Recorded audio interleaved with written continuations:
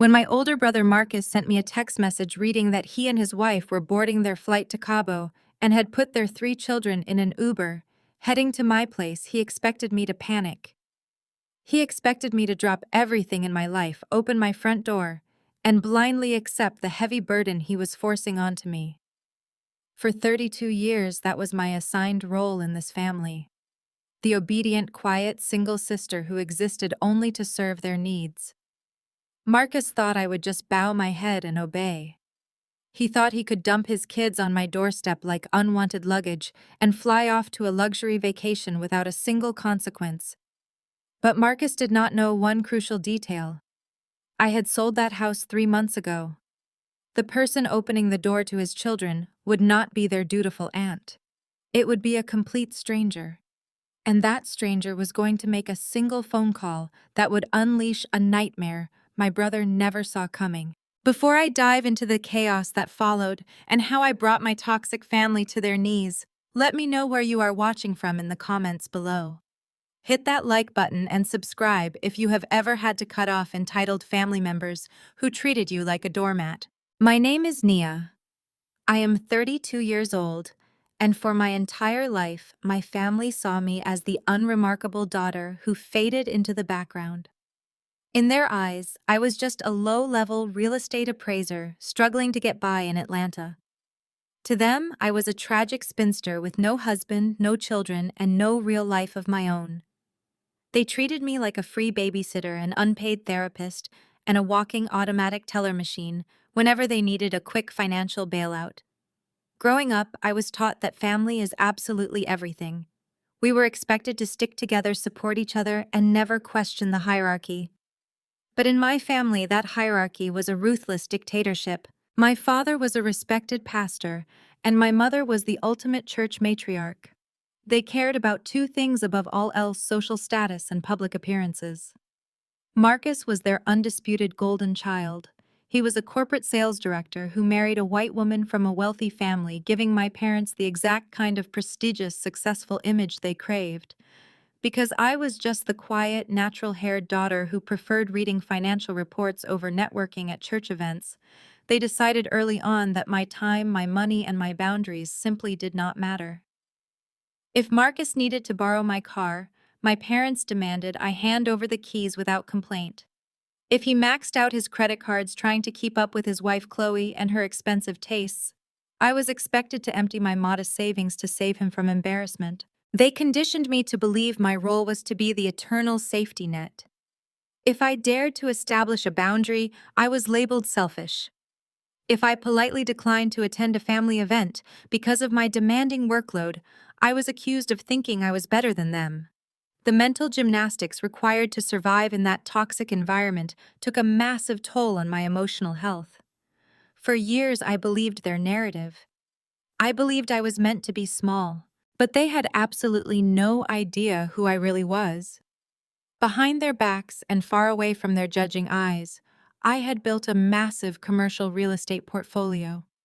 I was a multi-millionaire living a completely separate life. I managed luxury properties across the state, commanding boardrooms and closing multi-million-dollar deals. I owned shopping centers, apartment complexes, and lucrative office buildings.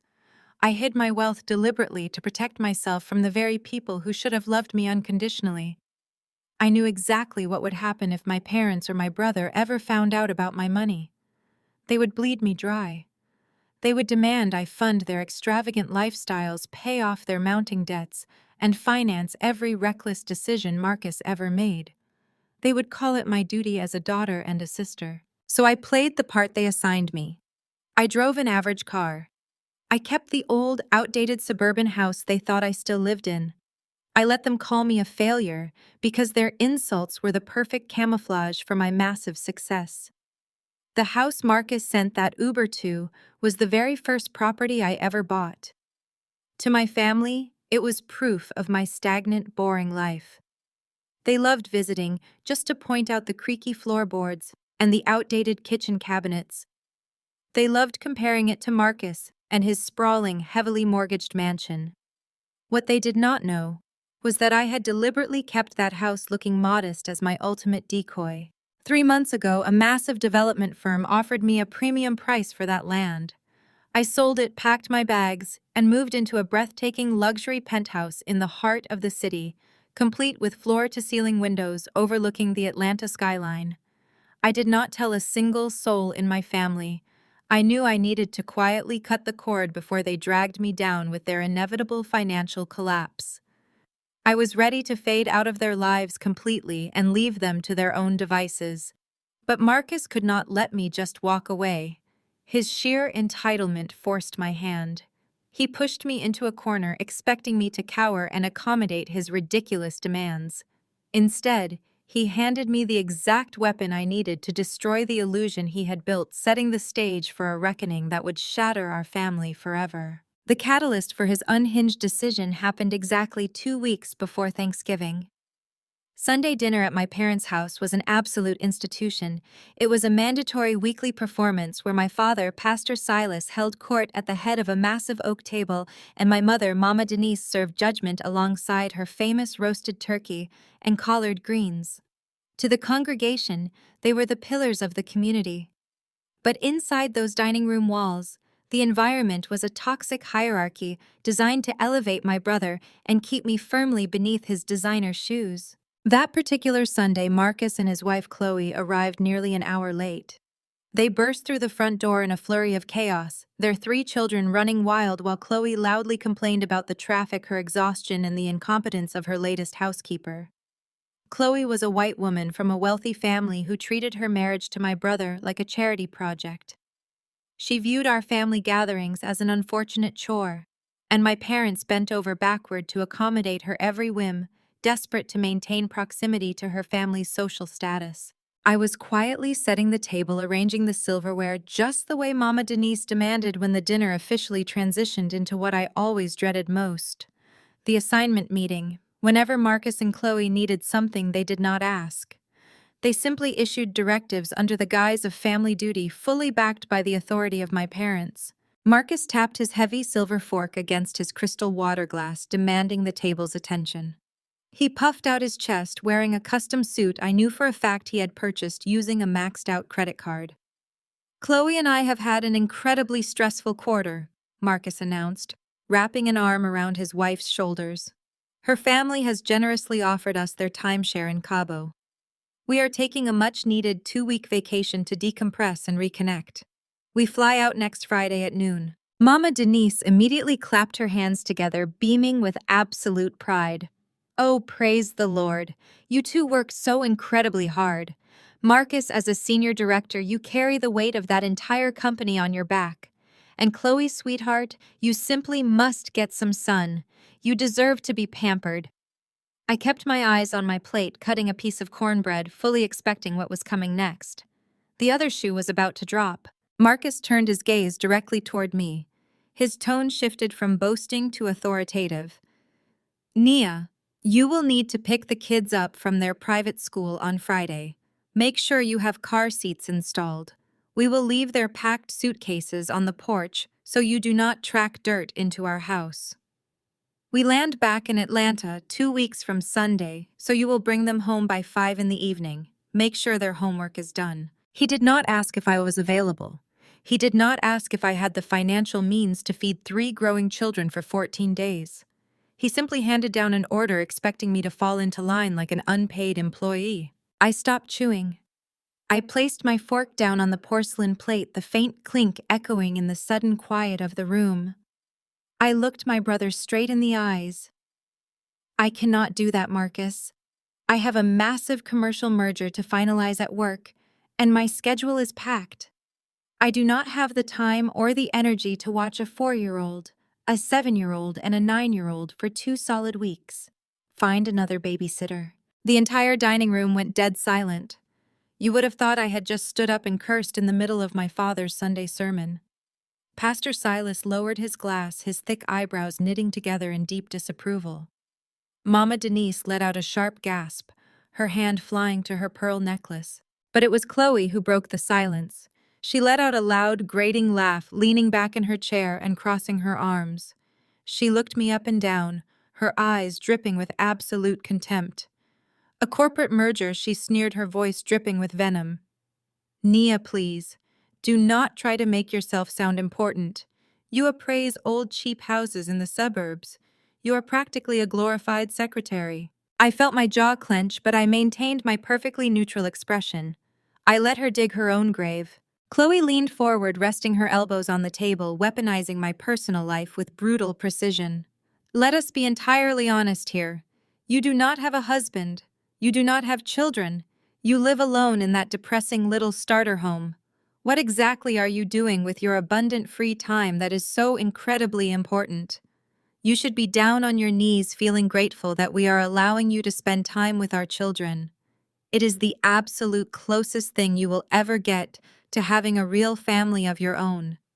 Since no man is ever going to put a ring on your finger, the least you can do is make yourself useful to the people who actually have a life. The cruelty of her words hung heavily in the air.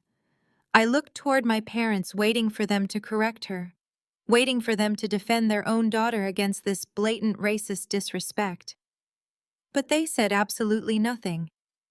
In fact, Mama Denise glared at me, fully validating Chloe's vicious attack. Chloe is right, Nia, my mother scolded, her voice sharp and unforgiving. You are acting incredibly selfish. Your brother provides for his family. He carries the prestige of this household. Chloe comes from a prominent background and she needs her rest. You are a single woman with zero responsibilities. Family steps up when family needs help. I will not have you ruining your brother's vacation because you want to sit at home alone and feel sorry for yourself. Pastor Silas chimed in, using his booming preacher voice to intimidate me. The Lord teaches us to serve, Nia. Pride comes before the fall. You will take your nieces and nephew and you will do it with a glad heart. Do not make me repeat myself. For 32 years, I had surrendered to this exact dynamic. I had swallowed my pride, handed over my time, and let them use me as a stepping stone so Marcus could touch the sky. I had allowed them to insult my career, mock my single status, and treat me like a second-class citizen in my own family. They were absolutely convinced I was a failure who desperately needed their inclusion just to feel relevant. But as I sat there looking at Marcus' smug smile and Chloe's victorious smirk, I felt a profound, chilling clarity. I did not need to scream. I did not need to cry or throw my plate across the room. I had built an empire from the ground up. I held more power, more wealth, and more influence in a single bank account than Marcus and his wealthy in-laws combined. I was done shrinking myself to make them feel big. I picked up my linen napkin, wiped my mouth, and placed it neatly beside my plate. I looked directly at Chloe, then at Marcus, and finally at my parents. No, just one syllable. Clean, sharp, and absolutely final. Excuse me, my father thundered, half rising from his chair. What did you just say to me? I said no. I am not taking your children. I am not your babysitter. I am not your servant. And I am absolutely done allowing this family to speak to me like I am garbage. If you want a nanny for your Cabo trip, I suggest you use that senior director salary to hire one, because I will not be opening my door. I pushed my chair back, the wooden legs scraping loudly against the hardwood floor. I reached into my designer handbag, pulled out a crisp $100 bill, and dropped it right in the middle of Mama Denise's perfect centerpiece. That covers my portion of the meal, I said coldly. Enjoy your trip, Marcus. I turned my back on them and walked toward the front door. Behind me, the dining room erupted into absolute chaos. Mama Denise began shrieking about my disrespect, demanding I come back and apologize to Chloe. Marcus yelled that I was a bitter, jealous loser. Pastor Silas threatened that I would be banned from the church if I walked out that door. I did not stop. I did not turn around. I walked out into the cool evening air, got into my car, and drove away from their toxicity for the very last time. I felt a massive weight lift off my shoulders. But as I navigated the Atlanta traffic toward my real home, a luxury penthouse they knew nothing about, I knew my brother well enough to realize this was not over. Marcus had never accepted the word no in his entire life. His ego would not allow it. He genuinely believed that my boundaries were just a temporary tantrum, and that when push came to shove, I would submit to his authority. He was going to force my hand, and in doing so, he was about to set his own perfect life completely on fire. The very next morning, my phone began ringing before the sun even came up. I was sitting at the massive marble kitchen island of my penthouse, reviewing the final contracts for a multi-million-dollar retail acquisition, when Mama Denise's name flashed on my screen. I did not answer. I simply let it go to voicemail, just like I did with the 15 subsequent calls that followed over the next 48 hours. But my mother was relentless. She weaponized her voicemails, using the exact brand of religious guilt and cultural pressure she had perfected over decades as the First Lady of our church. Her voice would echo through my silent apartment, dripping with condescension and misplaced righteous fury. "Nia, you are acting like a petulant child," her voice hissed from the speaker. "Your brother is the pride of our congregation. Do you have any idea how hard he works to provide for Chloe and those children?" Chloe comes from a highly respected family. They are accustomed to a certain standard of living, and they need this trip to Cabo to maintain their marital peace. You are a single woman. You have no husband to serve. You have no children to raise. You must learn to sacrifice for your brother. The Lord commands us to honor our family, and your defiance is a stain on your father's ministry. You will call Marcus, immediately apologize for your shameful outburst, and confirm that you are taking those children. She wielded our heritage and our faith like a weapon. As a woman in this family, your duty is to uplift the men she preached through the voicemail, her voice carrying the same theatrical cadence she used from the church pews. Your brother faces enough challenges in the corporate world. You do not abandon your own blood just because you are jealous of his successful marriage. You are embarrassing your lineage, Nia. You will fall in line or you will face the absolute wrath of God. It was the ultimate form of toxic manipulation, perfectly designed to make me feel small, ungrateful, and spiritually inadequate. I listened to her unhinged demands while sipping a fresh cup of artisan coffee, feeling absolutely nothing. In the past, a voicemail like that would have sent me into a dark spiral of anxiety. I would have folded, apologized, and bent over backward to regain their fragile conditional approval. But this time her words held zero power over me. I tapped the screen and permanently blocked my mother's number. Then I blocked Pastor Silas. Then I blocked Marcus and Chloe. With 4 simple taps, I completely severed the toxic umbilical cord that had choked me for my entire adult life. I had one final loose end to tie up before my emancipation was absolute. The old, outdated starter house in the suburbs. The very house my family loved to mock the one they firmly believed I was currently sitting in, sobbing over my lonely, pathetic existence. On Wednesday afternoon, 2 days before Marcus and Chloe were scheduled to fly to Mexico, I walked into the sleek glass-enclosed offices of my real estate attorney. I was not wearing the drab, oversized sweaters my family was accustomed to seeing me in. I wore a tailored, plum-colored designer suit, carrying a briefcase that contained the closing documents for the sale of my property. My attorney, a sharp, no-nonsense woman named Sarah, slid the final paperwork across the polished mahogany desk. The buyer was already there, reviewing her copy of the deed. Her name was Helen Sterling. She was an imposing, impeccably dressed older woman with an aura of absolute authority. During our brief interactions leading up to the sale, I had learned that she was a high-ranking state official who had specifically chosen my old house because it sat at the end of a quiet, secluded cul-de-sac. She valued her peace and quiet above all else, having recently relocated from the chaotic city center to escape the noise and drama of her demanding career.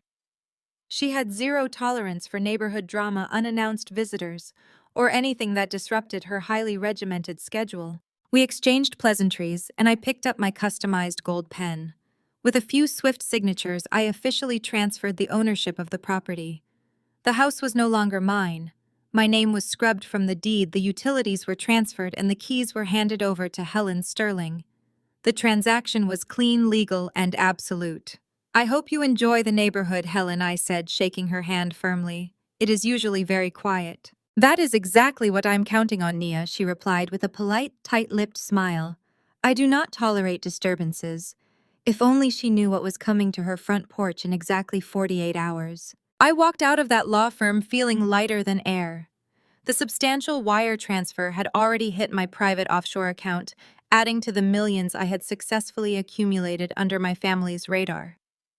I got into my luxury SUV, a vehicle I parked in a secured underground garage far away from anyone who might recognize me, and drove back to my penthouse. I had done it. I was officially a ghost. My family had absolutely no way of reaching me, no idea where I actually lived, and no legal connection to the property they intended to dump their children at. Thursday evening, the night before their trip, I poured myself a glass of expensive red wine and stood by the floor-to-ceiling windows of my living room, looking out over the glittering Atlanta skyline. I knew exactly how Marcus operated. He was a creature of immense arrogance. In his mind, my silence over the past few days was not a sign of defiance. It was a sign of submission. He genuinely believed I was sitting in that old house pouting but ultimately preparing to receive his kids. He was so accustomed to steamrolling over my boundaries that the concept of me actually standing my ground was utterly incomprehensible to him. He would not bother to verify if I was home. He would not ask for confirmation. He and Chloe would simply pack their designer luggage, dress the kids in their travel clothes, and call a premium rideshare service. They would input my old address, wave goodbye to their offspring, and head straight to the airport VIP lounge, fully confident that the lowly, obedient sister would handle their responsibilities. They were going to commit a catastrophic mistake, and I was not going to lift a single finger to stop them. I took a sip of my wine, the rich, complex flavor settling warmly in my chest. For the first time in my life, I was not protecting my brother from the consequences of his own actions. I was stepping out of the way and letting the universe deliver the brutal justice he so desperately deserved. Friday morning arrived bright and crisp. It was the day of my massive corporate merger, the exact career milestone Chloe had mocked at the dinner table. I woke up at dawn, completely refreshed. I completed my morning workout, enjoyed a hot shower in my marble bathroom, and dressed in my sharpest power suit. My mind was entirely focused on the multi-million-dollar contracts waiting for my signature in a downtown high-rise boardroom. I did not spare a single thought for Marcus, Chloe, or their flight to Cabo. As I rode the private elevator down to the lobby, my phone remained completely silent, perfectly insulated by the block list I had curated earlier that week. I stepped out into the bustling city, breathing in the fresh, unfiltered air of absolute freedom. My ruthless decision was sealed. The trap was set. And miles away in the quiet suburbs, an entitled brother was about to toss his children into the back of an Uber, completely unaware that he was sending them straight to a high-ranking state official who would not hesitate to tear his entire world apart. Picture the scene on the other side of town that very same Friday morning.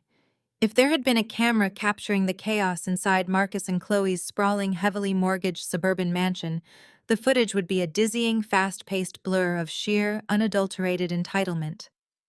The atmosphere was frantic, entirely focused on their own selfish desires, while their 3 children were treated like inconvenient background props.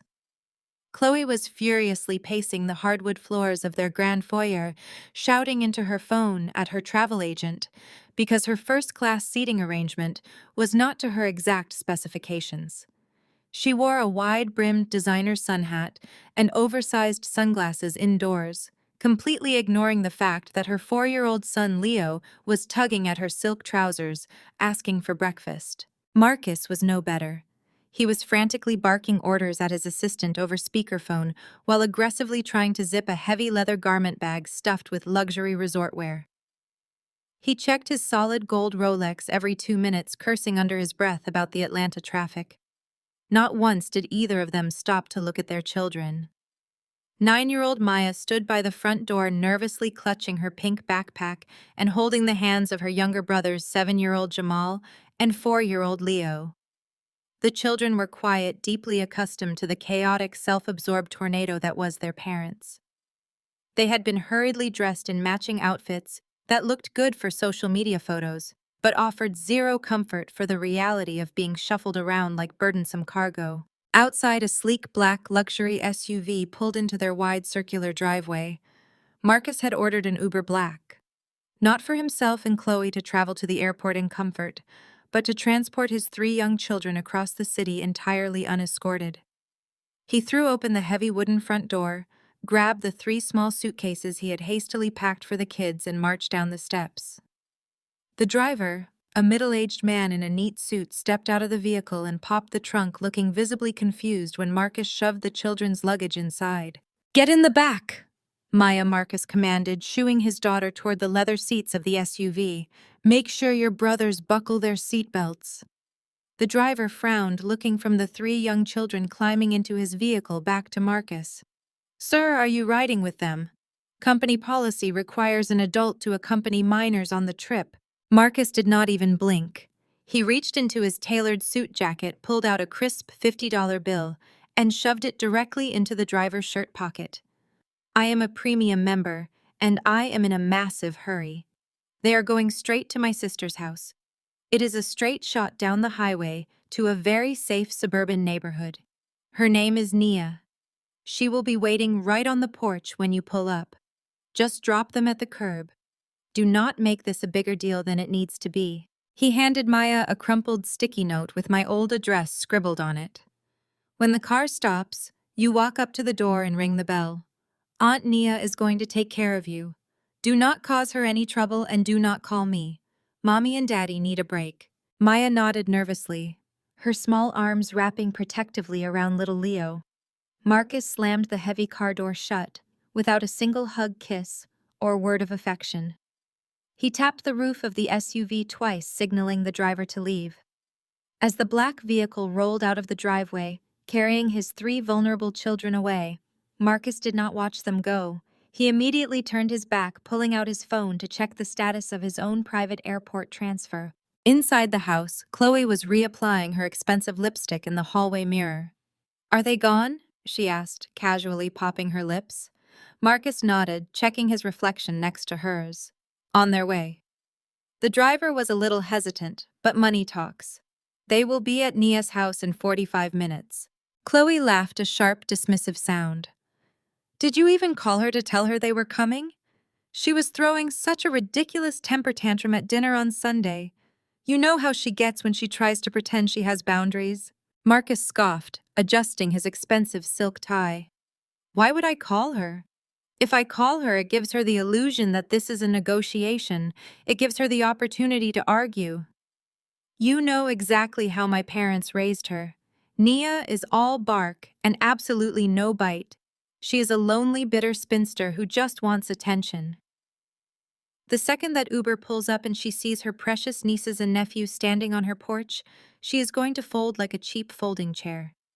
She will open the door, take them inside, and do exactly what she is told. She always does. Chloe smiled, linking her arm through his.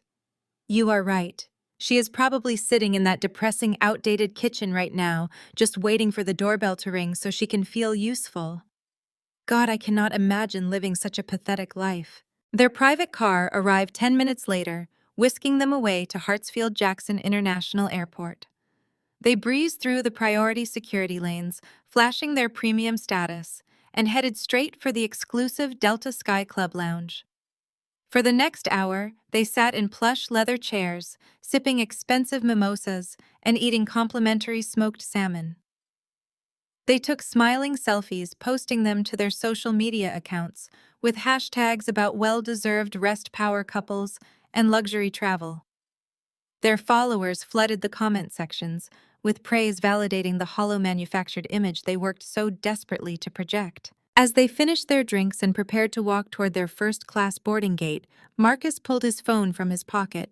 He looked at the screen, noting that it had been exactly an hour and a half since the Uber left their driveway. There were no missed calls. There were no frantic text messages from me demanding to know why his kids were on my porch. "See," Marcus said, showing the blank screen to Chloe with an arrogant, victorious smirk. "Nothing. Total silence. I told you she would fall in line. She probably already has them unpacked and eating snacks. My parents trained her well. She knows better than to actually defy me." Chloe giggled, tossing her designer hair over her shoulder. "Perfect. Now turn that phone off. I do not want to hear a single notification, complaint, or question from her for the next 14 days. We are on vacation time now." Marcus gladly obliged. With a swift, confident swipe of his thumb, he powered down his smartphone. He slipped it into his jacket pocket, completely severing his only line of communication with the outside world. He grabbed his expensive carry-on bag, took his wife's hand, and strutted down the jet bridge. In his mind, he had won. He had successfully exerted his dominance, crushed my pathetic attempt at establishing a boundary, and secured 2 weeks of uninterrupted, sun-soaked luxury. He sat back in his spacious first-class seat, accepted a warm towel from the flight attendant, and closed his eyes as the plane began to taxi down the runway. He was the undisputed king of his world, untouchable, successful, and perfectly in control. He was so deeply blinded by his own towering narcissism that he could not see the monumental catastrophe he had just initiated. He truly believed he had sent his children to the safe, familiar doorstep of his submissive sister. He had absolutely no idea that the address written on that crumpled sticky note no longer belonged to me. He had no idea that his 3 terrified children were currently standing on the porch of a stranger. And he certainly had no idea that by turning off his phone and flying out of the country, he had just handed the state all the evidence they needed to charge him with a devastating felony. The trap had not just snapped shut, it had locked him inside, and he threw away the key himself. The journey from their massive suburban mansion to my old neighborhood took nearly 45 minutes. The driver navigated the quiet, winding streets of the subdivision, finally bringing the heavy luxury SUV to a stop in front of the familiar 2-story brick house. The autumn air in Atlanta had been deceptively mild that morning, but as the afternoon approached, a harsh, biting cold front began rolling in from the north. The wind whipped through the bare branches of the oak trees lining the cul-de-sac. The driver put the car in park, stepped out, and quickly unloaded the 3 small suitcases onto the concrete driveway. He did not walk the children to the door. He did not wait to ensure an adult was home. He simply opened the back doors, ushered Maya, Jamal, and little Leo out onto the pavement, and sped away the moment his wheels hit the asphalt. Maya stood shivering on the driveway, gripping her pink backpack tightly with one hand and holding 4-year-old Leo's fingers with the other. Jamal huddled close to his older sister, pulling his thin designer jacket tightly around his chest. The clothes Chloe had selected for them were entirely meant for aesthetics, not for standing outside in the dropping November temperatures. The 3 children slowly made their way up the concrete walkway toward the front porch. Maya looked up at the heavy wooden door. It was the same door she had walked through during family gatherings the previous year, but the porch looked different. The potted plants I used to keep were gone. The welcome mat was unfamiliar. Still, Maya did exactly as she was told. She reached up with a trembling hand and pressed the doorbell. The chime echoed deep within the quiet house.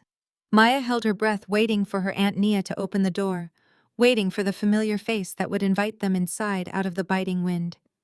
The children huddled together on the welcome mat, their small shoulders shaking as the cold seeped through their light clothing. Seconds ticked by, stretching into agonizing minutes. Little Leo began to whimper, burying his face against Maya's leg. She hushed him gently, holding up the crumpled sticky note her father had shoved into her hand, gripping it like a lifeline. Finally, they heard the heavy sound of a deadbolt turning. The brass handle clicked, and the heavy door swung inward.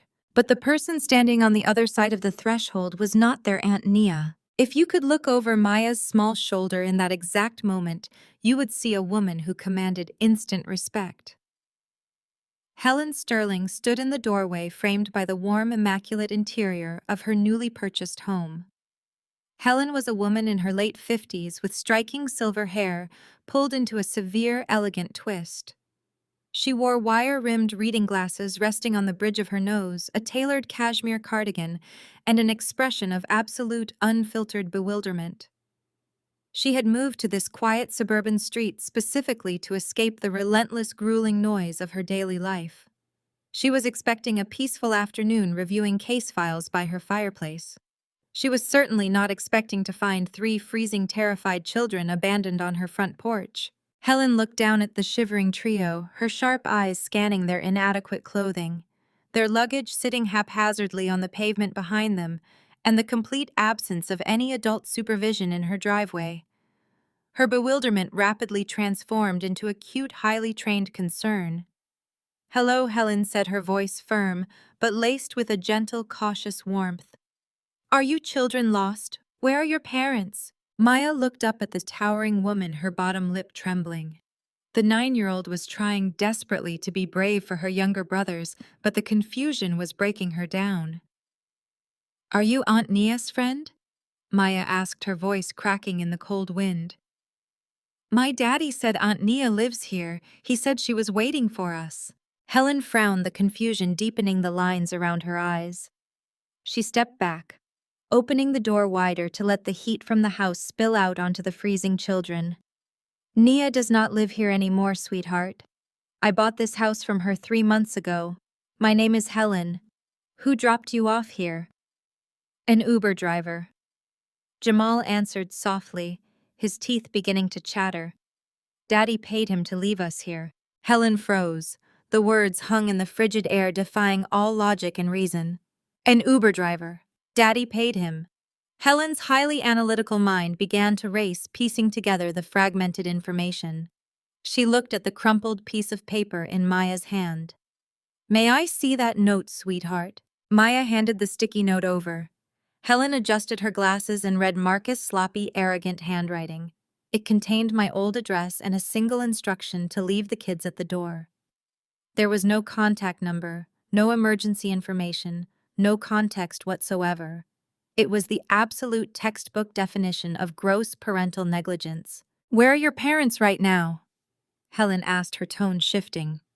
The gentle caution was instantly replaced by a razor-sharp, authoritative precision.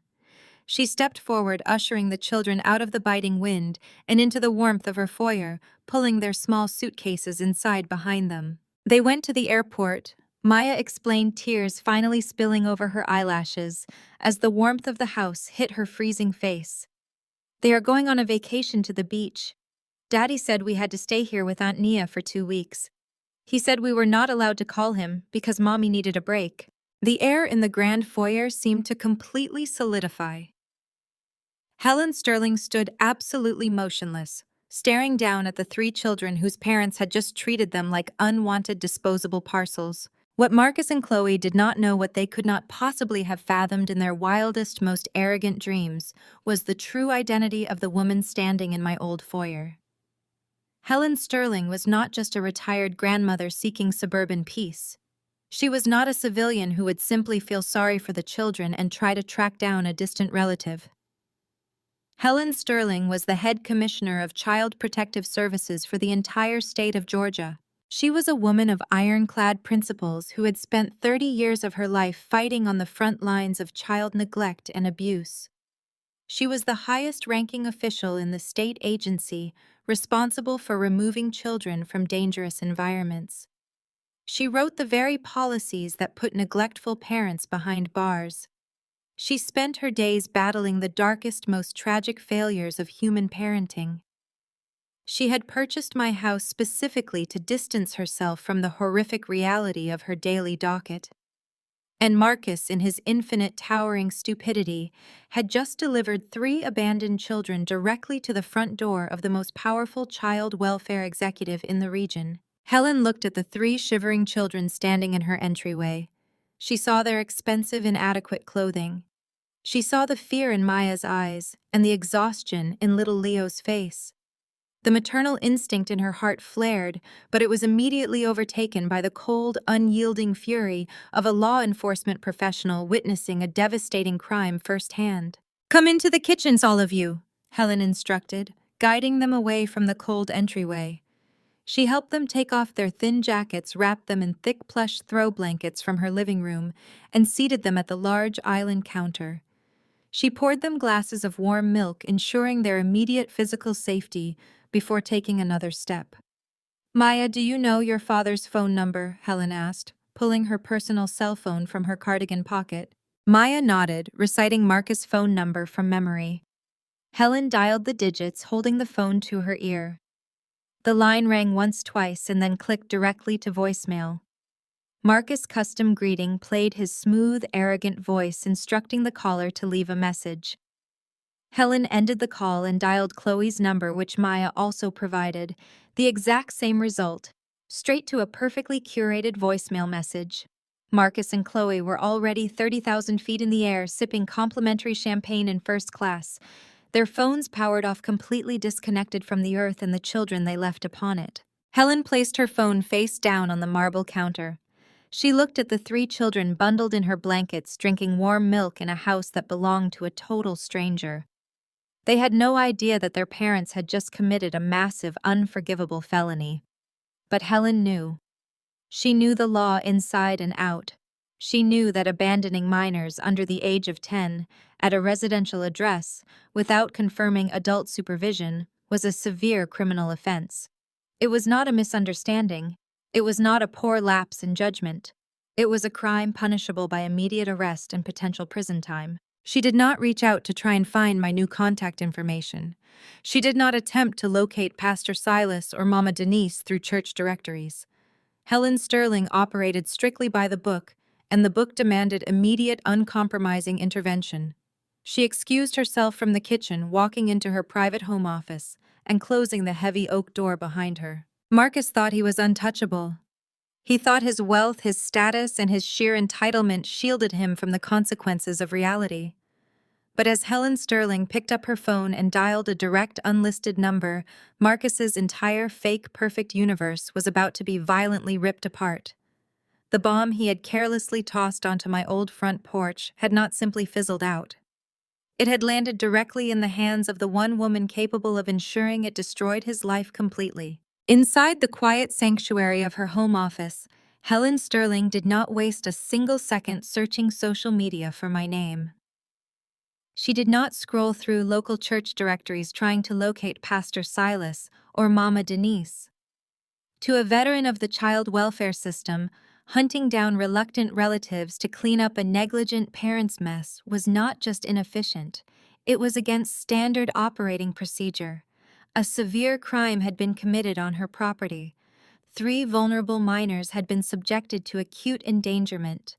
The protocol was absolute, and Helen Sterling was not a woman who deviated from the rules. Helen picked up her desk phone and bypassed the standard emergency dispatch, dialing a direct line to the local police precinct commander, a man she had collaborated with on countless severe neglect cases. She reported the situation with the chilling clinical precision of a seasoned executive. 3 minors ages 4, 7, and 9. Abandoned at a residential address via a commercial rideshare service. Parents confirmed to be on an international flight to Mexico. No emergency contacts provided. No medical proxies. No adults present. Within 12 minutes, the flashing blue and red lights of 2 police cruisers reflected off the large windows of Helen's living room. Following closely behind them was an unmarked state vehicle carrying an emergency response team from Child Protective Services. In the kitchen, little Leo had finally succumbed to his exhaustion, his tears drying as he fell asleep, wrapped in the plush blanket on the couch. Jamal sat frozen, staring at the flashing lights outside while Maya began to hyperventilate. The 9-year-old was old enough to understand that police meant trouble. She clutched Helen's hand, begging and pleading, promising that she would be good, terrified that she was somehow responsible for the officers walking up to the front door. Helen knelt down to Maya's eye level, her voice firm but radiating maternal protection.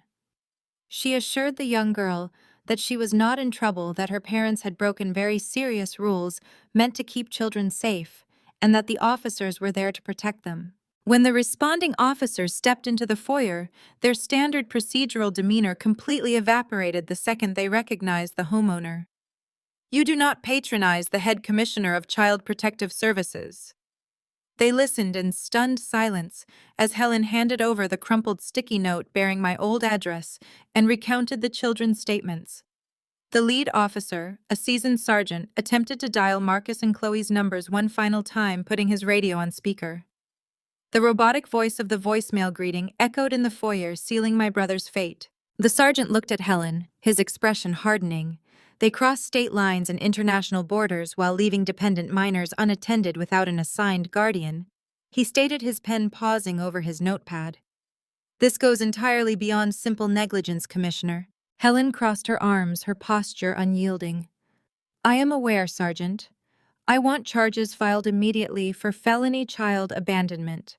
I want a full investigation into the rideshare driver who left them on the curb, and I want the children processed into the emergency care system until a fully vetted, legally binding placement can be secured.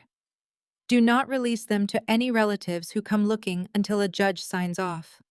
These parents felt comfortable treating their offspring like disposable trash. The state will now treat them like criminals. The emergency social workers, practically shaking with nervous adrenaline at having to conduct a removal in front of their ultimate boss, gently gathered Maya, Jamal, and Leo. They packed up the thin designer suitcases Marcus had hastily thrown together. The children were loaded into the warm state vehicle and transported directly to a specialized emergency foster care facility, a safe, highly monitored environment designed for temporary placements. For the first time in their lives, Marcus and Chloe's children were absorbed into the state system, stripped of their privileged suburban bubble, all because their father refused to take no for an answer. While the children were being settled into a safe facility, the grinding, relentless machinery of the justice system roared to life. Back at the local precinct, detectives rapidly pulled the flight manifests from Hartsfield-Jackson International Airport. They confirmed that Marcus and Chloe had indeed boarded a Delta flight bound for Cabo San Lucas, Mexico.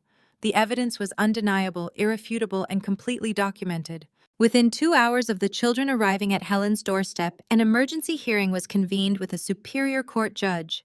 The judge reviewed the sticky note, the police report, and the sworn affidavit from the head commissioner herself. He did not hesitate. The judge signed 2 emergency arrest warrants for Marcus and Chloe. The charges were staggering: 3 counts each of felony child abandonment and reckless endangerment of a minor. But the justice system was not going to wait for them to finish getting their tans in Cabo. Because they had fled the country while committing a felony, the local police coordinated directly with federal authorities. Customs and Border Protection flagged their passports.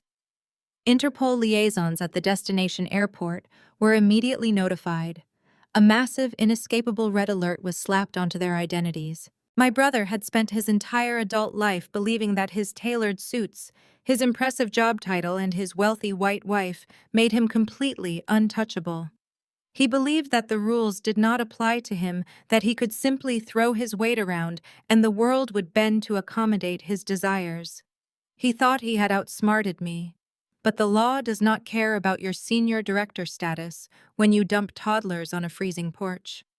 The law does not care about your country club memberships when you turn off your phone and fly to a luxury resort, leaving your flesh and blood to fend for themselves.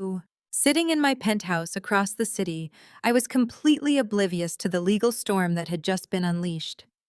I was enjoying my evening celebrating the successful closing of my corporate merger with a rare, expensive steak and a glass of vintage bourbon.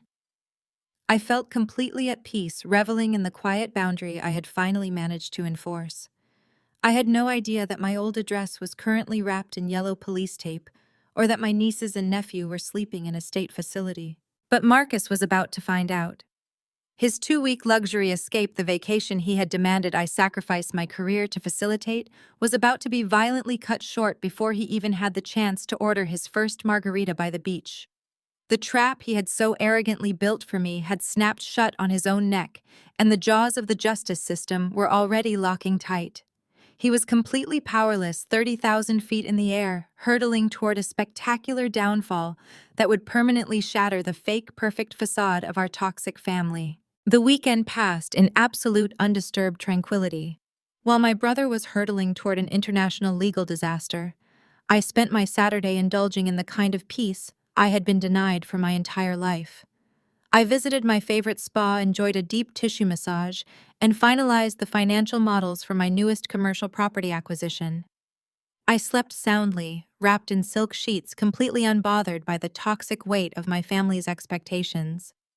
But as the sun rose on Sunday morning, casting a brilliant golden glow over the Atlanta skyline, the reality of Marcus's staggering arrogance finally collided with the relentless machinery of the law. I was sitting in the center of my spacious living room, dressed in a comfortable cashmere robe, sipping a freshly brewed espresso. Soft jazz played through the surround sound speakers, If there was a camera capturing my exact movement, it would be slowly circling my chair, taking in the absolute serenity on my face, as a quiet, ironic smile touched my lips. Because at that exact moment on the other side of the city, the flawless, heavily curated illusion of my parents' perfect family was being violently ripped to shreds in front of an audience of thousands. Sunday morning at my father's megachurch was a highly orchestrated production. Pastor Silas and Mama Denise operated that congregation like a royal court, and they were the undisputed king and queen. The sanctuary held over 2,000 devout members of the community, all dressed in their Sunday best. My mother sat in the front row wearing an expensive tailored suit and an elaborate matching hat, soaking in the admiration and respect of the parishioners. She was the First Lady of the Church, a title she guarded with her life. She thrived on the illusion that her family was entirely blessed, untouchable, and superior to everyone else sitting in those pews. At exactly 11 o'clock, Pastor Silas stepped up to the grand wooden pulpit. The massive choir had just finished a soaring, emotional performance, leaving the congregation primed and attentive. My father adjusted his expensive lapel microphone and launched into a fiery, passionate sermon. The bitter irony of his chosen topic for that specific Sunday could not have been scripted any better. He was preaching about the sacred duty of family. He projected his booming voice across the cavernous room, lecturing the crowd about parental responsibility, the sanctity of the household, and the moral obligation to raise children with unwavering Christian values. He was at the absolute height of his performance, wiping sweat from his forehead as the congregation shouted their agreements. But behind the scenes in the administrative offices of the church, absolute panic had just erupted. The emergency contact number Marcus had listed on his children's school and medical files belonged to my father. When Helen Sterling and the police had processed Maya Jamal and little Leo into the emergency foster care system, the state immediately required a verified next of kin to take temporary legal responsibility. The police detectives had been trying to reach my parents' cell phones all morning, but Pastor Silas and Mama Denise strictly turned their personal devices off during Sunday service. Frustrated by the lack of response and bound by the strict legal timeline of a felony child abandonment case, the precinct commander dialed the church's main administrative landline. The head deacon answered the phone. The police did not mince words. They demanded to speak to Pastor Silas immediately regarding a severe life-threatening emergency involving his 3 grandchildren. Back in the sanctuary, my father was mid-sentence raising his hand toward the stained glass ceiling when the heavy oak doors at the side of the altar swung open. The head deacon, a man who normally guarded the sanctity of the service with his life, sprinted across the polished floor directly toward the pulpit. He was holding a cordless phone, his face drained of all color, his hands visibly shaking. The congregation fell silent. The sudden interruption was unprecedented. Pastor Silas lowered his hand, his expression flashing with intense irritation at being disturbed during his sermon. He covered the microphone with his palm, but in his frustration and confusion, he failed to mute the sensitive lapel mic clipped to his tie. "What is the meaning of this?" my father hissed, his voice echoing loudly through the massive speakers positioned around the sanctuary. The deacon handed him the phone, his voice trembling as he spoke into the live microphone.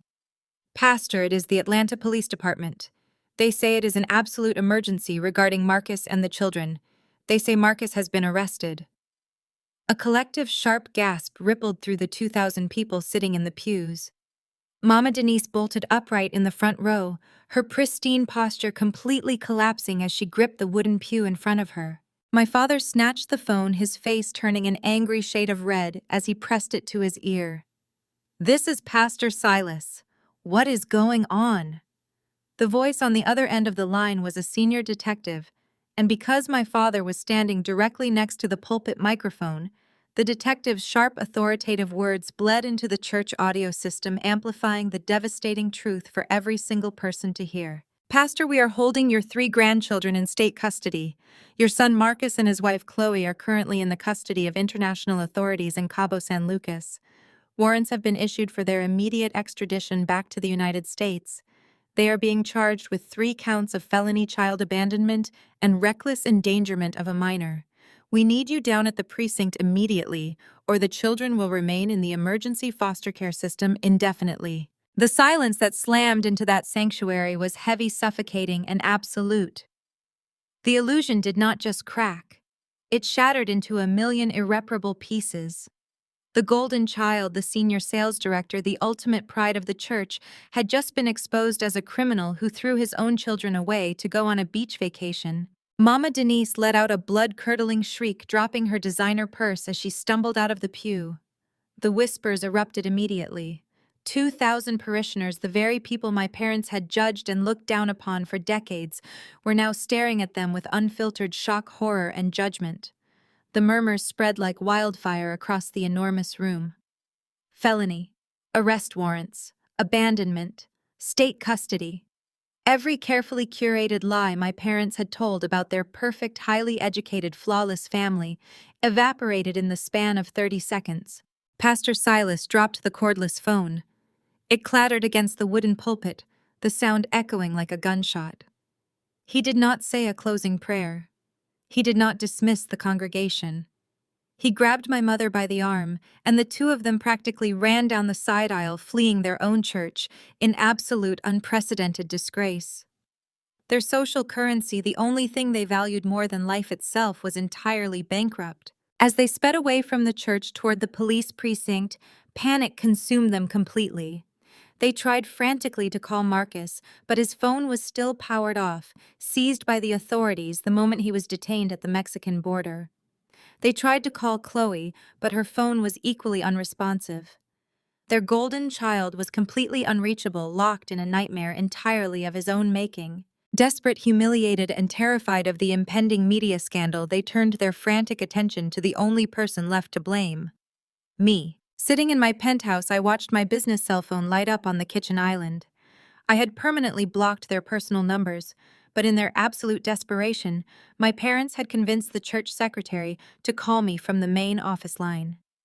I recognized the number immediately. I did not reach for the phone. I did not silence the ringer. I simply sat back in my velvet chair, swirling the last drop of my espresso, and let the phone ring until it clicked over to voicemail. A few minutes later, the audio file popped up on my screen. I pressed play, the room filling with the hysterical, unhinged sounds of my mother losing her grip on reality. "Nia, pick up this phone right now." Mama Denise's voice was shrill, completely stripped of her usual composed religious tone. "What did you do? The police have the children. Marcus is being arrested. You were supposed to be watching them. Why did you not open your door? You are going to ruin this family. You need to drive to the police station right this second and tell them you made a mistake. Tell them you forgot to pick the kids up. Tell them Marcus is innocent. You cannot let your brother go to prison. Call me back immediately." I listened to the entire frantic, screaming message without moving a single muscle. The sheer audacity of her demands was breathtaking. Even now, while her precious son was facing international extradition for a crime he undeniably committed, she expected me to fall on my sword. She expected me to march into a police precinct and lie to a detective, potentially catching a criminal charge myself, just to protect a man who had treated me like dirt his entire life.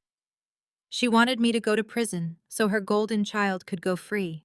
I leaned forward, deleted the voicemail with a single tap of my finger, and set the phone face down on the cool marble counter.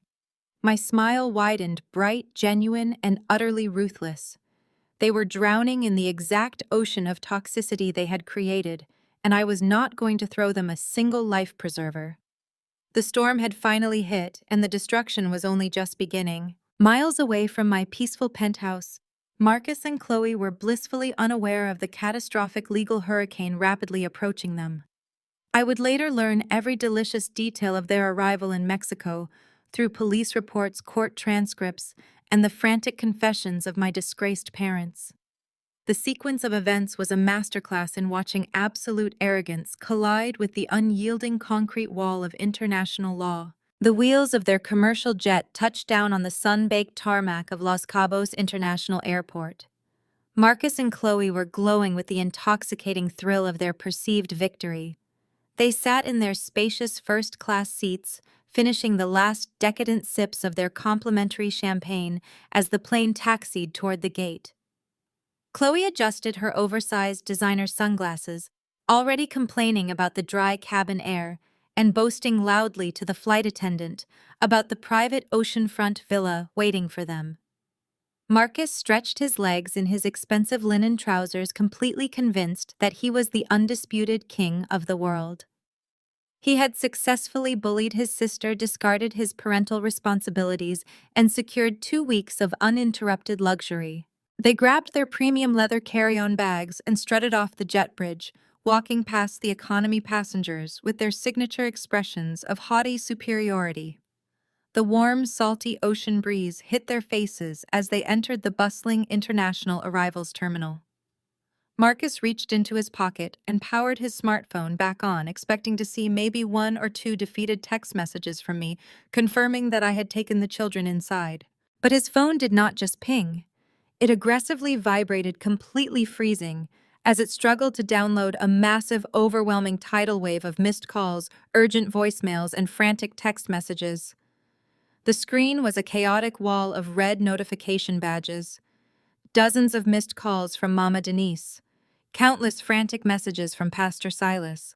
Alerts from the head deacon of the church. Marcus frowned, his thumb hovering over the screen, irritated that his perfect vacation vibe was being interrupted. Before he could even open a single message to read the disastrous contents, Chloe grabbed his arm and yanked him forward toward the customs and immigration checkpoint. "Hurry up, Marcus!" Chloe whined, tapping her expensive sandals against the polished tile floor. "The private driver is waiting outside, and I absolutely need a margarita in my hand within the next 20 minutes.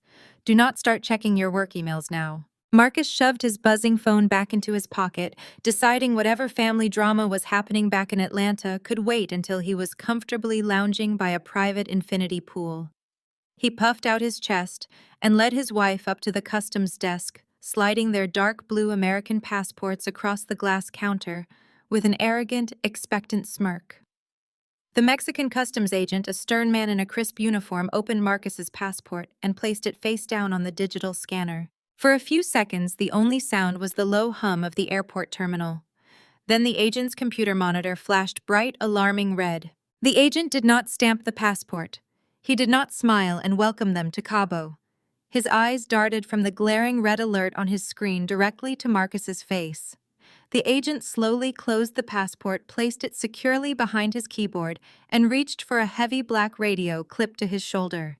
He spoke rapidly in Spanish, his tone low, urgent, and highly official. "Excuse me," Chloe snapped, leaning over the counter and glaring at the agent. "What is the holdup? We are premium global entry members, and we have a very tight schedule. Hand those back so we can leave." The agent ignored her completely. He stepped back from the counter, holding his hand up in a firm gesture, commanding them to stay exactly where they were. Marcus let out a loud, dramatic sigh, shaking his head. "This is unbelievable. Look, buddy, I am a senior corporate director. If there is some sort of random administrative fee or tourist tax you need me to pay to expedite this process, just run my black card. I do not have time for bureaucratic incompetence." He reached for his wallet, fully believing he could simply buy his way out of whatever minor inconvenience was delaying his luxury vacation. But the money in his designer wallet was entirely useless against the force that was currently marching across the terminal toward them. 2 heavily armed Mexican federal police officers, flanked by a tall, sharp-eyed American official wearing an Interpol identification badge, pushed through the crowd of tourists. The surrounding passengers quickly stepped back, sensing the immediate danger and authority radiating from the approaching officers. Marcus Henderson, the American official, asked, his voice cutting through the ambient noise of the airport like a sharp blade. Marcus straightened his posture, trying to summon his usual corporate intimidation tactics. "Yes, that is me. Who is asking? And why is my passport currently being held hostage by this agent?" The official did not blink. He pulled a folded document from his jacket pocket. "I am a liaison with the International Criminal Police Organization, acting on a direct expedited request from the United States Department of Justice and the state of Georgia. You and your wife, Chloe Henderson, are currently under international travel restrictions. Your passports have been officially seized and revoked." Chloe let out a piercing, indignant laugh, looking at the heavily armed officers, as if they were performing a terrible comedy routine. Are you completely insane? We have a private villa waiting. We are American citizens. You cannot just steal our passports. My father is a highly influential real estate developer in Atlanta. I will have your job for this. The official turned his cold gaze toward Chloe. Ma'am, you are not going to a villa. You are being detained. Arrest warrants have been issued for both of you by a Superior Court judge in Fulton County, Georgia. You are officially charged with 3 counts of felony child abandonment and severe reckless endangerment of a minor. The words echoed in the large open terminal. Felony child abandonment. Marcus's face drained of all color. The arrogant, untouchable corporate director vanished in a millisecond, replaced by a terrified, hyperventilating coward. His knees visibly buckled.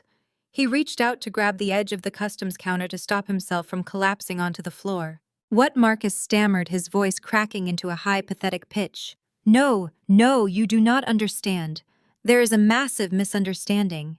My children are with my sister. I dropped them off at my sister's house. She is watching them.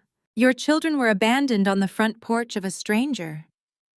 The official stated, his voice completely devoid of any human sympathy. The homeowner contacted emergency services. Your children are currently wards of the state of Georgia residing in a protective emergency facility. Your sister does not live at that address, and you failed to verify adult supervision before fleeing the country. You are both considered flight risks. Chloe screamed. It was not a scream of maternal concern for her children. It was a vicious, guttural scream of absolute fury directed entirely at her husband. She shoved Marcus hard in the chest, her expensive designer handbag slipping off her shoulder and crashing to the floor. You told me she would take them, Chloe shrieked, her face turning a blotchy, violently angry shade of red. You promised me she was a spineless pushover. You said she was at that house. You lied to me. I am not going to jail because you have a pathetic, dysfunctional family. Marcus frantically dug his shaking hands into his pockets, pulling out his smartphone. He finally opened the avalanche of notifications he had ignored earlier. He saw the frantic text messages from Mama Denise detailing the horrific public humiliation at the church. He saw the news alerts. He saw the messages from his boss demanding an immediate explanation for why police detectives were calling the corporate headquarters looking for him. His entire life, his career, his reputation, and his freedom had completely burned to ash while he was sipping champagne in the sky. The federal police officers stepped forward, moving with swift professional aggression. They grabbed Marcus and Chloe by the arms, physically pulling them away from the customs desk. Chloe thrashed and kicked, screaming obscenities, demanding to call her wealthy father and threatening to sue the entire nation of Mexico. Marcus offered absolutely no resistance. He was completely catatonic, staring blankly at the floor as the officers marched them through the crowded airport. They were not taken to a pristine sandy beach. They were escorted into a bleak, windowless, freezing security holding room deep within the bowels of the airport terminal. They were stripped of their expensive jewelry, their shoelaces, and their belts to comply with international detainment protocols. They sat on hard metal benches for 3 agonizing hours, listening to the muffled sounds of happy tourists outside the heavy steel door. The reality of their catastrophic mistake crushed the remaining oxygen from their lungs. When the door finally opened, they were not offered legal counsel or a phone call. The Interpol liaison walked in holding 2 boarding passes. We have coordinated your immediate deportation back to the United States, the official announced coldly. You will be escorted to the gate by armed guards. You will be seated in the last row of a commercial flight. You will not speak to each other. You will not cause a disturbance. Upon landing at Hartsfield-Jackson, you will be transferred directly into the custody of the Atlanta Police Department, where you will be formally booked, processed, and placed in a holding cell to await your arraignment. The walk of shame through the airport terminal was absolute, unadulterated torture for them. Surrounded by uniformed officers, Marcus and Chloe were frog-marched past the very same duty-free shops and luxury lounges they had eagerly anticipated visiting. Fellow passengers pulled out their phones, snapping photos and recording videos of the well-dressed, heavily guarded couple being forced onto the aircraft. They were shoved into the cramped, miserable back row of the plane, seated right next to the lavatories. For the entire 4-hour flight back to Atlanta, Marcus stared out the small plastic window, his reflection showing a broken, ruined man. Chloe sat beside him, weeping violently, already plotting how she would throw him entirely under the bus the second she secured a defense attorney. Their perfect, wealthy, untouchable marriage was actively disintegrating thousands of feet in the air. Their dream vacation had turned into a high-speed train ride straight to hell. And while they flew back to face the devastating criminal reality of their actions, my parents were actively plotting their own disastrous move, preparing to bring their hysterical desperation directly to the front door of my luxury penthouse. My parents did not waste a single moment after fleeing their disgraced sanctuary. Desperation is a powerful motivator, and for a man like Pastor Silas, who had spent decades cultivating a vast network of influential church members, tracking me down was only a matter of time. He immediately weaponized his congregation, calling in a frantic favor from a loyal deacon who worked in the county real estate records department. It took them less than 3 hours to trace the sale of my old suburban home and uncover the address of the newly purchased luxury property registered under my holding company. When their modest sedan pulled up to the heavily guarded, ultra-exclusive high-rise in the wealthiest district of the city, they were entirely unprepared for the reality of my existence. They aggressively bypassed the valet, marching up to the marble concierge desk with the righteous, unhinged fury of parents who believed they owned their adult child. The concierge, a highly trained professional, accustomed to dealing with overzealous visitors, calmly blocked their path and called up to my penthouse. I was standing by the glass window looking out over the city when the intercom buzzed. When the concierge informed me that my parents were causing a scene in the lobby, demanding immediate access, I did not panic. I simply smiled. I instructed security to grant them access to my private elevator. I wanted them to come up. I wanted them to step out of those doors and choke on the staggering magnitude of the empire I had built completely without them. If a camera were capturing this exact moment, the lens would slowly push in, zooming closer and closer to my face, highlighting the absolute, unshakable stillness of my posture. The frame would perfectly capture the stark, glaring contrast between my cold, calculated peace and the hysterical, frantic madness that was about to burst into my home. The gold-plated elevator doors slid silently open, opening directly into my expansive, sunlit living room. Pastor Silas and Mama Denise stepped off the elevator, their chests heaving, their faces flushed bright red with manic panic. For a fraction of a second, the sheer scale of the penthouse physically stopped them in their tracks. Their eyes darted wildly across the custom-imported furniture, the priceless modern art hanging on the walls, and the sweeping, unobstructed panoramic view of the Atlanta skyline. They were standing in a multi-million-dollar fortress, a towering monument to success that far eclipsed anything their golden child Marcus had ever achieved. But toxic entitlement is a blinding disease. The shock of my wealth did not humble them. It did not spark a single moment of maternal pride or paternal respect. Instead, it fueled a dark, venomous outrage. In their twisted minds, my prosperity was a direct insult to their authority. "You are an absolute demon!" Mama Denise shrieked, her voice shattering the quiet elegance of my home. The heavy, ornate church hat she had worn to service was sitting slightly crooked on her head, completely destroying her usual pristine image. She lunged forward, pointing a trembling, manicured finger directly at my face. "How dare you? How dare you move out of your house without telling us? How dare you sit up here in this extravagant palace while your own flesh and blood is being treated like a common criminal?" I did not flinch. I did not raise my voice. I simply remained seated in my plush velvet armchair, slowly lifting my porcelain cup to take a deliberate sip of my freshly brewed coffee. My father stepped up beside her, his pastoral mask completely stripped away, leaving only a desperate, terrified man trying to salvage his ruined reputation. "Do you have any idea what you have done to this family?" he bellowed, his voice echoing off the high ceilings. "The police embarrassed us in front of 2,000 people. The church board is already calling an emergency meeting. Marcus and Chloe are in federal custody on their way back to Atlanta, and Chloe's wealthy parents are threatening to sue us all into bankruptcy. You are going to fix this right now. I gently placed my coffee cup onto the glass table. And how exactly do you propose I fix the fact that your son dumped his children on a stranger's porch and fled the country?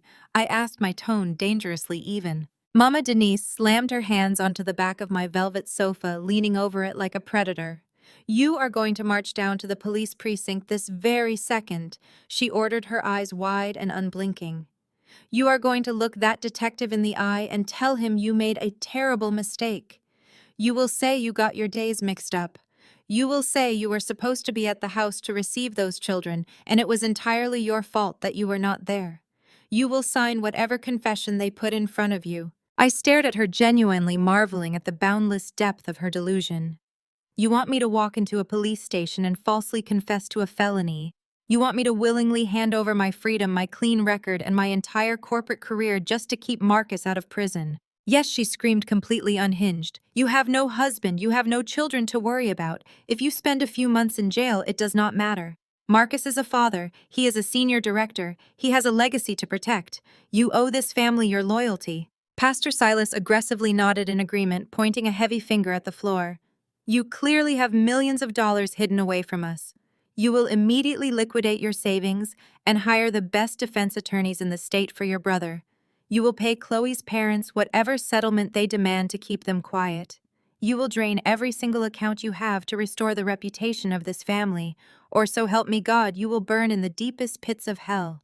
They stood there, chest heaving, fully expecting the psychological conditioning of my childhood to kick in. They expected the religious guilt, the cultural pressure, and their booming authoritative demands to break my spirit.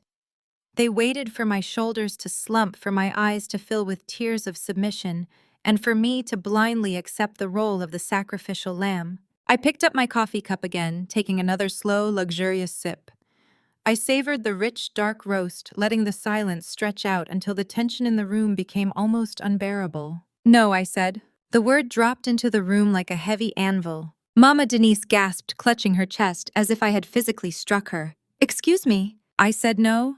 I repeated, my voice dropping to a low, lethal register.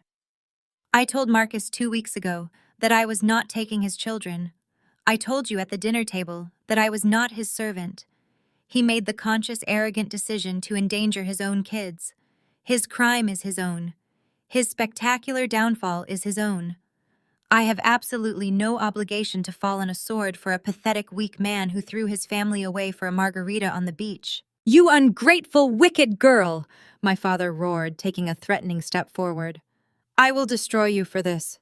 I will make sure no one in the city ever speaks your name again. You do not have the power to destroy anything anymore, I replied, standing up slowly from my chair. I smoothed the lapels of my silk suit, towering over them with the absolute authority of a woman who had finally recognized her own untouchable worth.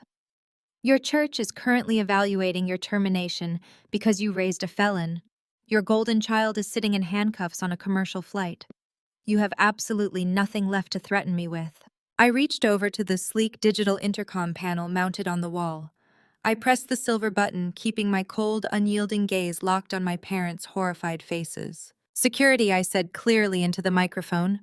I have 2 hostile trespassers in my penthouse. They are refusing to leave. Please send a team up immediately to escort them off the premises. If they resist, you have my full authorization to contact the police and press charges for trespassing and harassment. Mama Denise let out a strangled, breathless cry, stumbling backward toward the elevator doors. You would call the police on your own mother.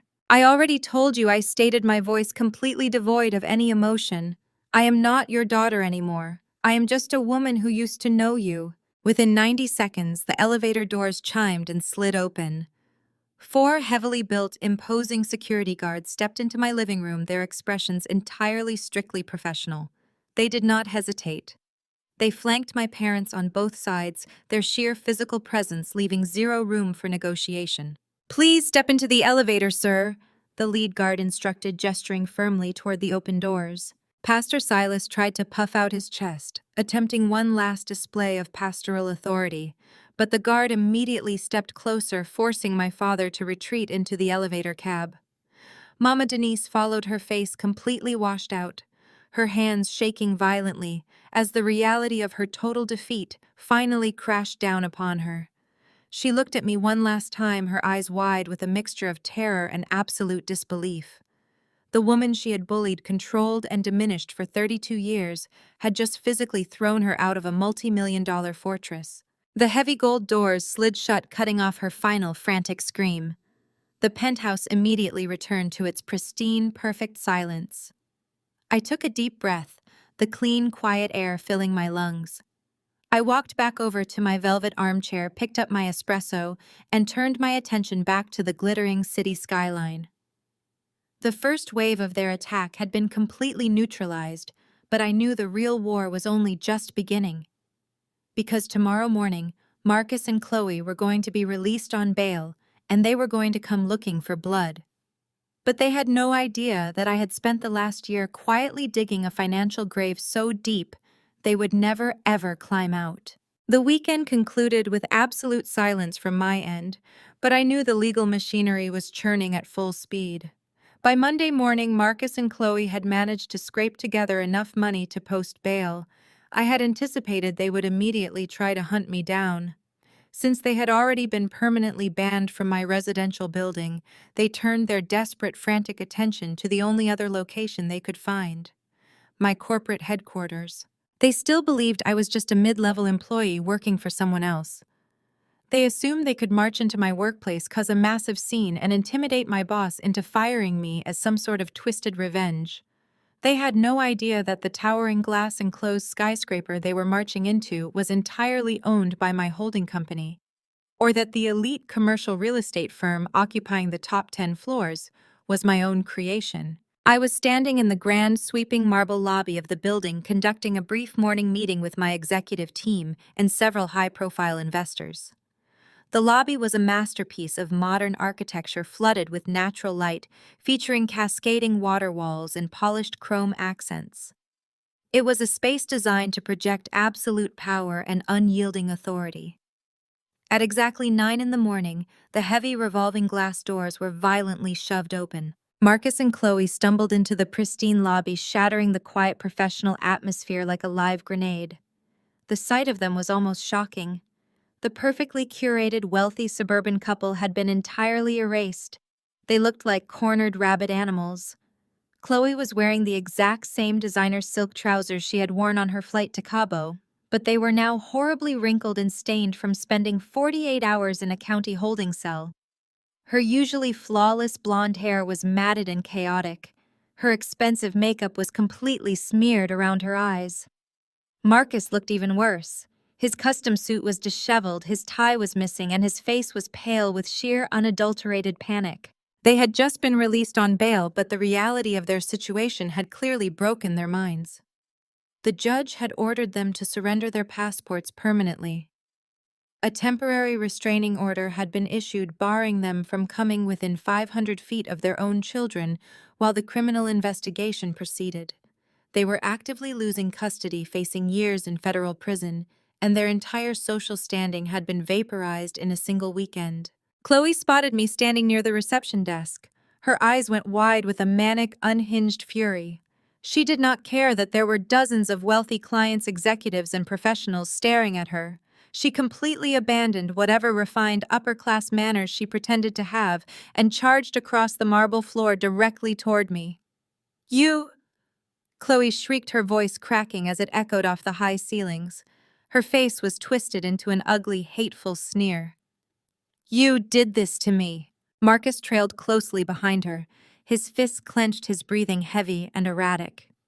"Nia, what the hell is wrong with you?" he bellowed, trying to match his wife's chaotic energy. "We are losing our kids.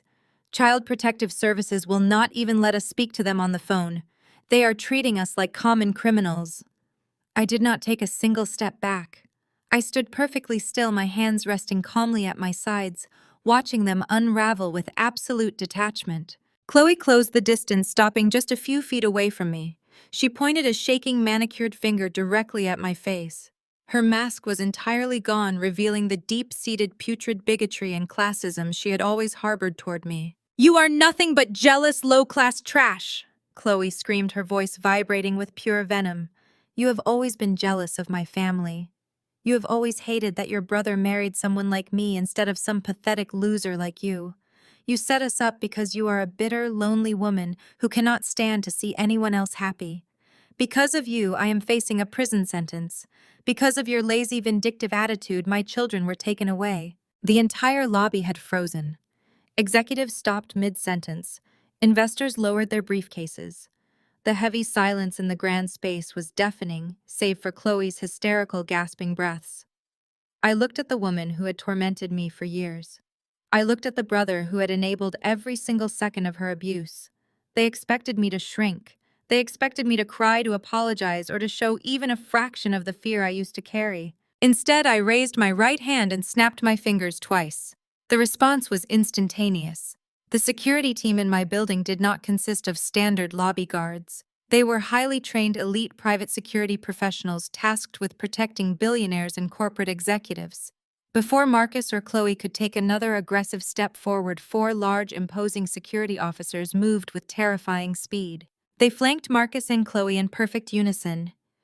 2 guards grabbed Marcus by the arms, effortlessly twisting them behind his back and forcing him to a sudden, jarring halt. The other 2 guards intercepted Chloe, gripping her shoulders with enough force to completely immobilize her. "Get your hands off me!" Chloe shrieked, kicking her expensive sandals against the polished marble floor. "Do you know who my father is? I will have all of you fired. I will sue this entire building." Marcus struggled against the guards gripping his arms, his face turning a dark shade of red.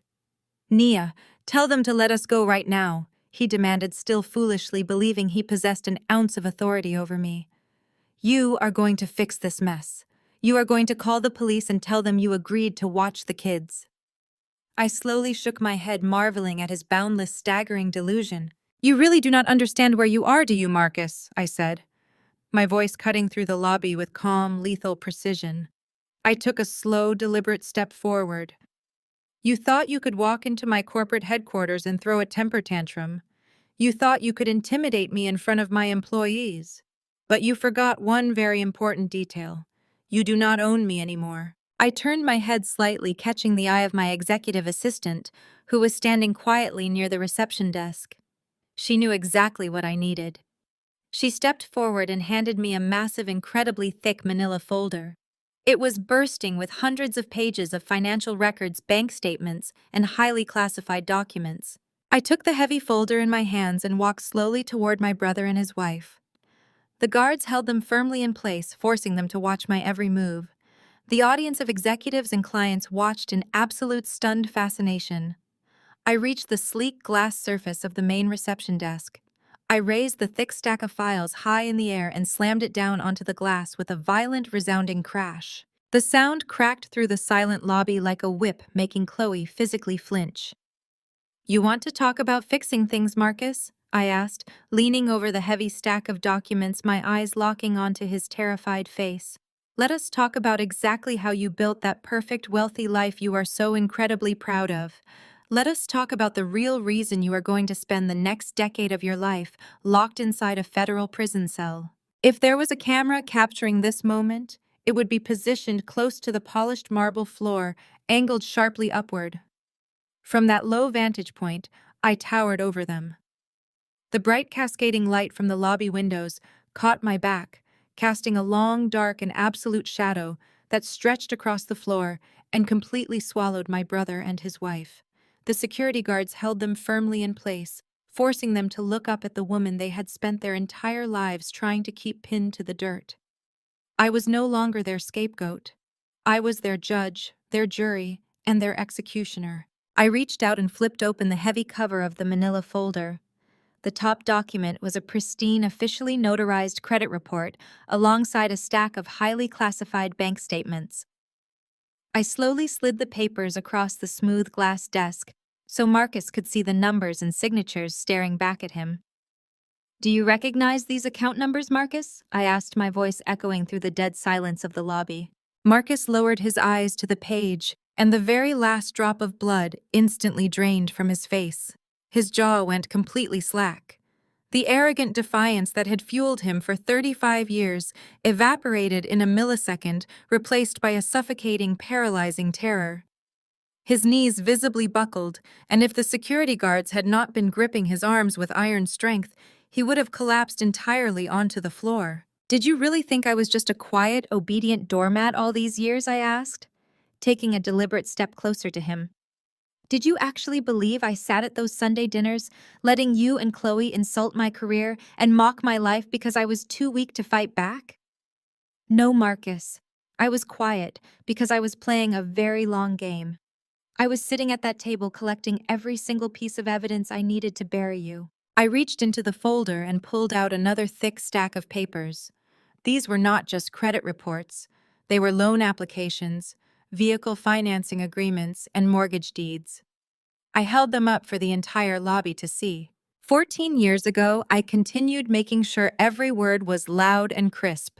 When I turned 18, you needed fast cash to impress your fraternity brothers. So you went into my room, opened my files, and stole my social security number.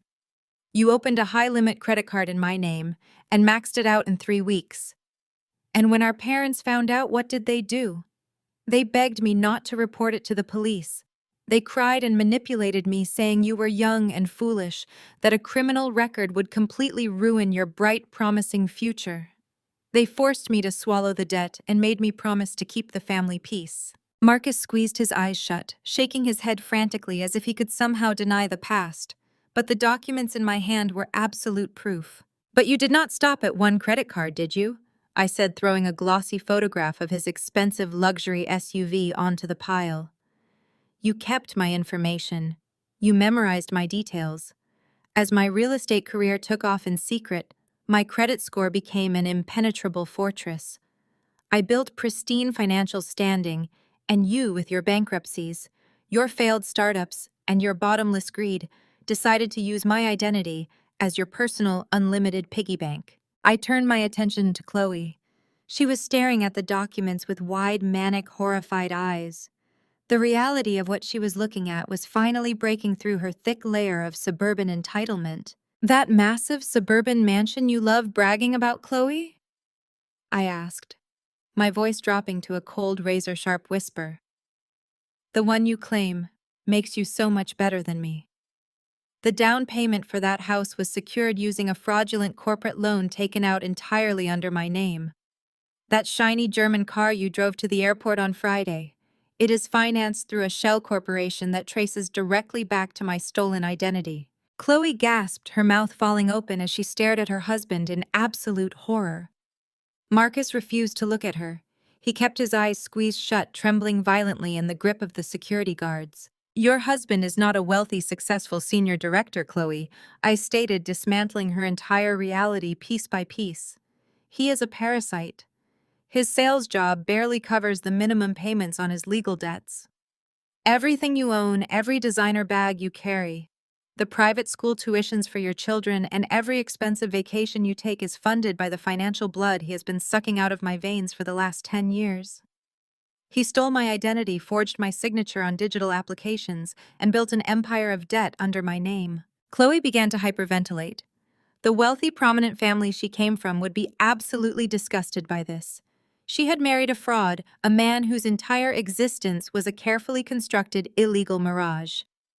She looked at the other executives standing in the lobby, the actual self-made wealthy professionals who were watching her world burn to the ground. The humiliation on her face was exquisite. "You thought I was stupid," I said, shifting my gaze back to Marcus.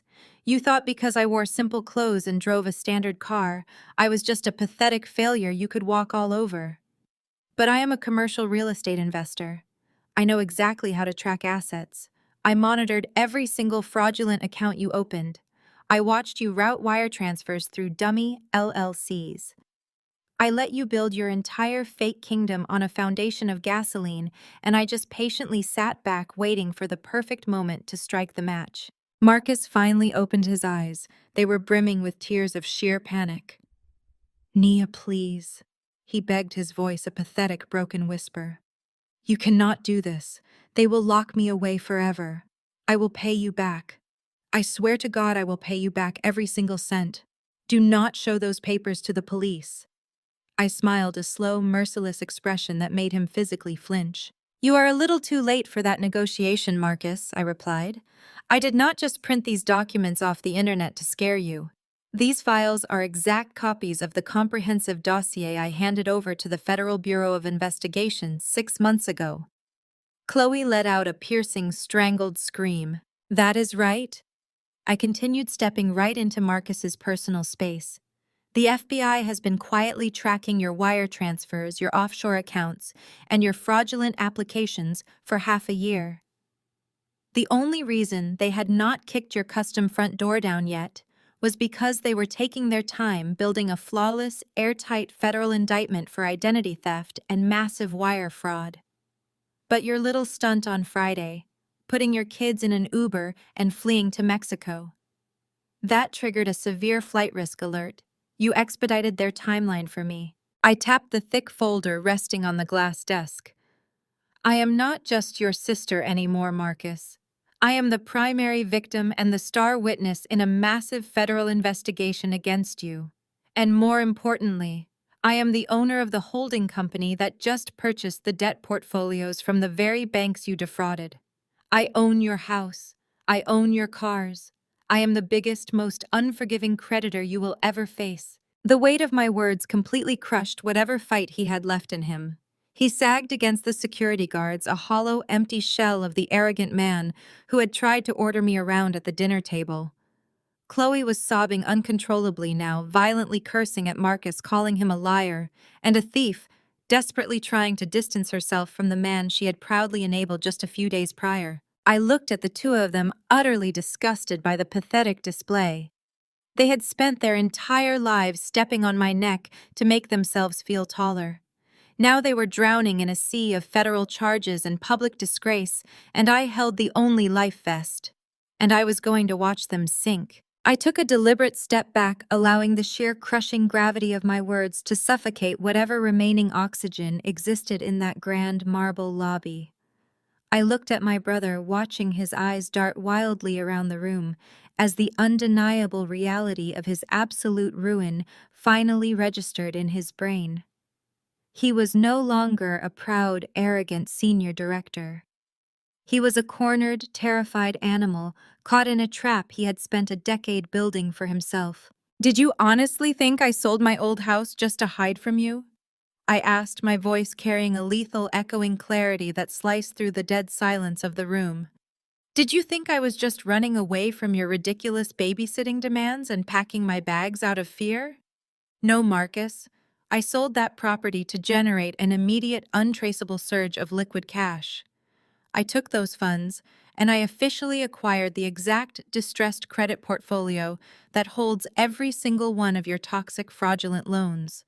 I am not just the sister you tried to bully. I am your biggest, most uncompromising creditor. I own the paper on your entire fake life." Marcus tried to speak, to beg, to formulate some kind of pathetic excuse, but his throat was completely dry. He opened and closed his mouth, gasping for air that his panic-stricken lungs simply could not process. He looked to his wife for support, searching for the wealthy, entitled partner who had always bolstered his massive ego. But Chloe was having a visceral, violent reaction to the truth. The pristine, heavily curated facade of the perfect suburban power couple was disintegrating right in front of my eyes. Chloe stared at Marcus, her face contorting with a mixture of absolute disgust and raw, unhinged terror. The realization that the wealthy, successful man she had married was actually a broke, pathetic fraudster was completely breaking her mind. "You lied to me!"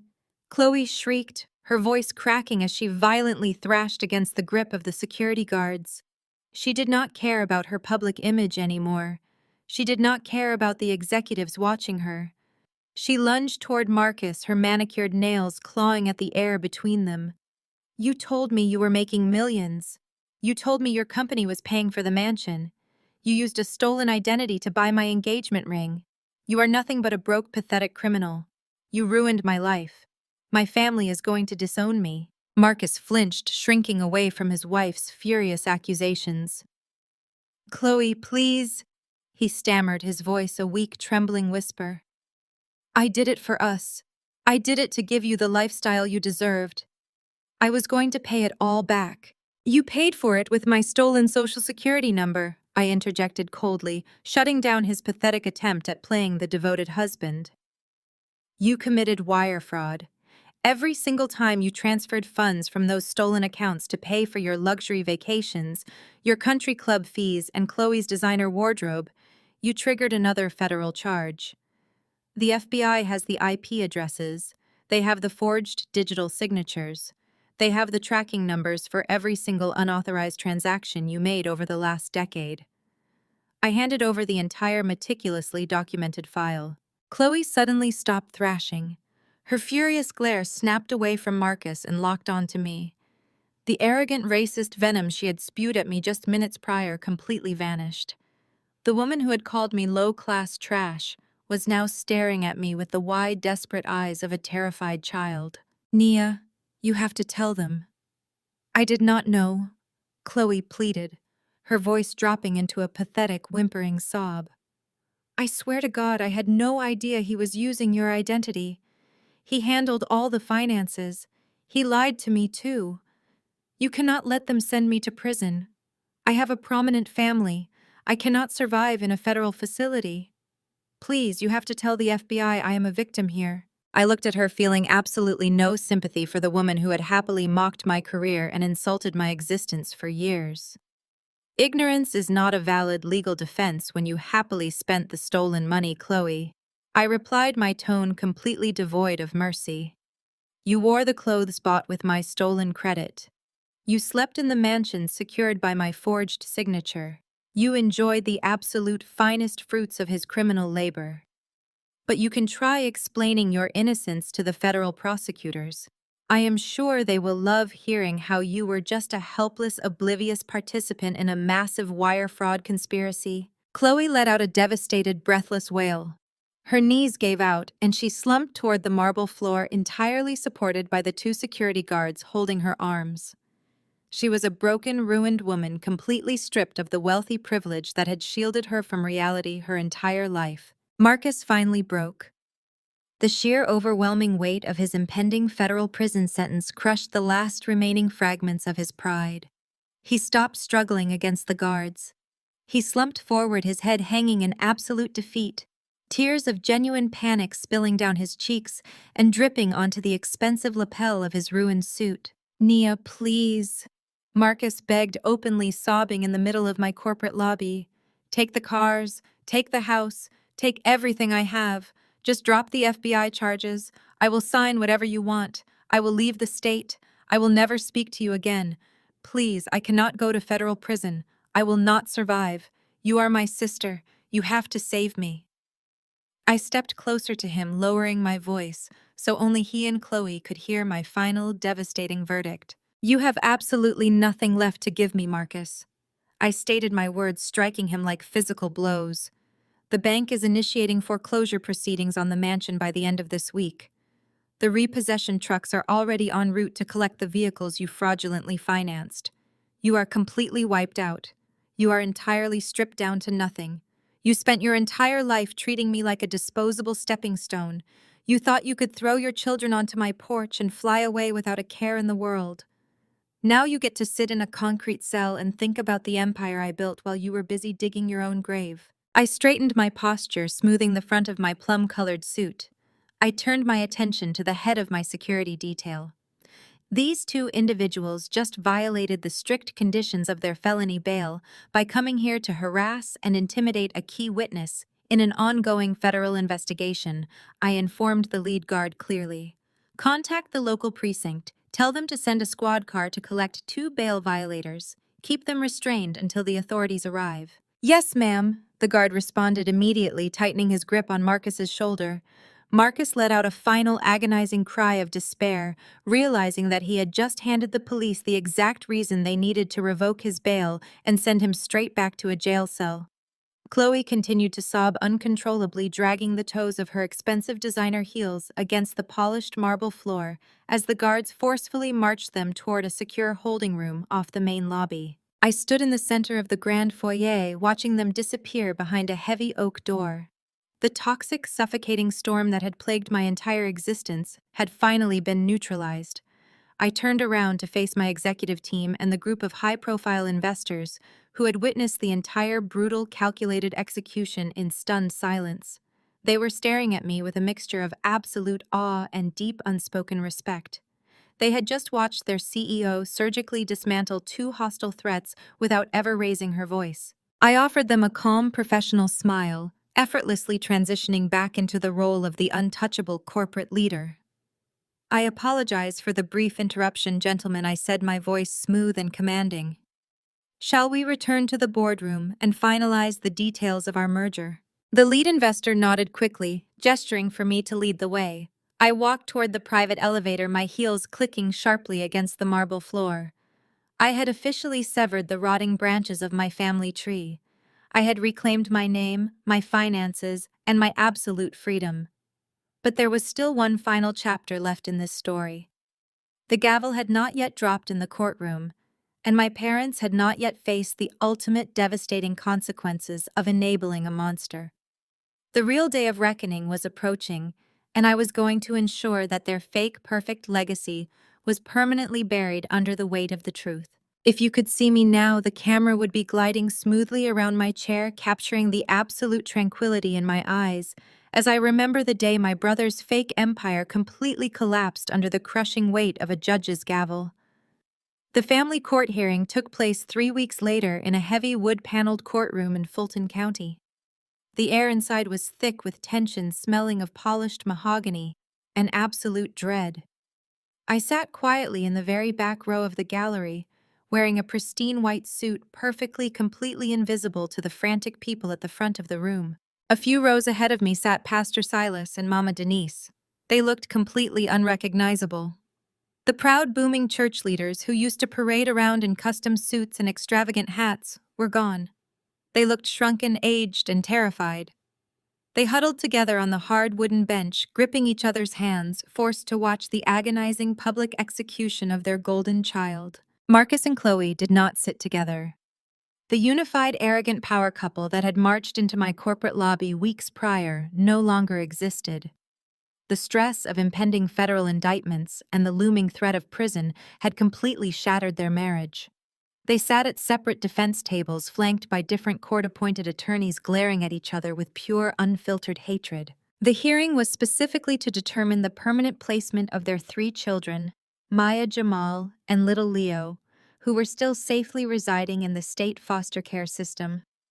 Marcus's defense attorney, a sweating, overworked man who clearly knew he was fighting a losing battle, tried his absolute best to spin a fairy tale. He stood before the stern-faced family court judge and attempted to paint the abandonment as a simple, unfortunate miscommunication. He used a soft, pleading voice, claiming Marcus loved his children deeply and genuinely believed his sister was home to receive them. He called it a logistical error, a minor lapse in judgment caused by the high stress of corporate burnout. He argued that removing the children permanently would be a cruel overreaction to a simple sibling misunderstanding. It was a pathetic attempt to excuse a severe felony, and the judge stared down from the bench, completely unamused by the performance. But the true, unadulterated devastation arrived when the state called their star witness. Helen Sterling walked through the heavy courtroom doors, wearing a sharp, tailored navy suit. Her silver hair was pulled back flawlessly. She did not look like a random suburban homeowner who happened to stumble upon a crime.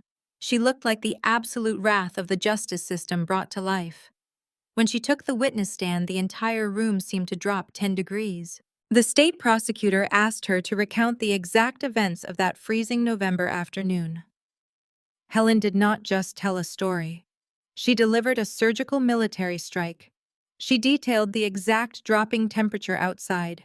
She described the inadequate, thin designer clothing the children were wearing, noting that little Leo was shivering violently when she opened the door. She read the crumpled sticky note aloud for the court record, highlighting the complete absence of emergency contacts, medical information, or basic parental care. Marcus's attorney stood up desperately, attempting a cross-examination to save his sinking client. He tried to suggest that Helen was exaggerating the danger.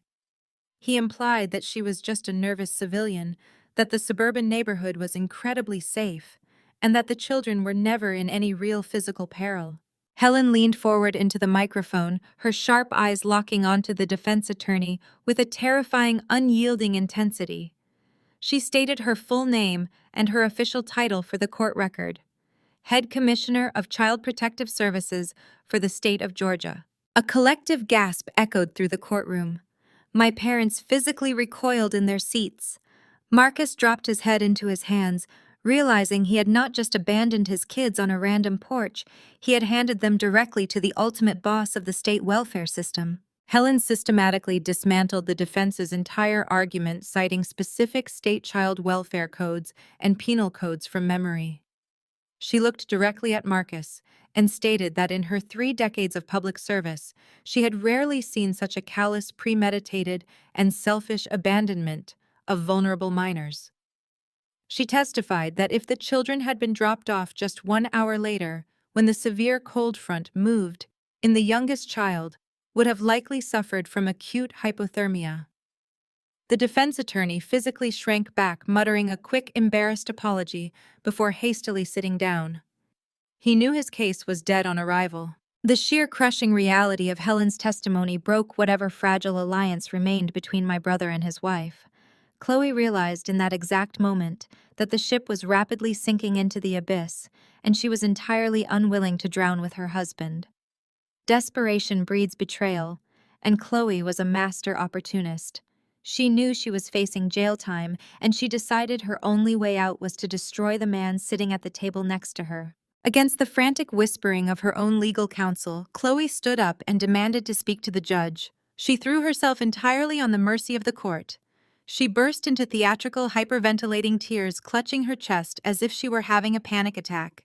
She pointed a shaking, accusing finger directly at Marcus. She told the judge that she was a victim of his severe emotional manipulation. She lied through her teeth, her voice echoing with fake, trembling sobs, claiming that she had begged Marcus to cancel the Cabo trip. She swore to the court that she had desperately wanted to stay home with her precious children, but Marcus had physically intimidated her into getting on that flight.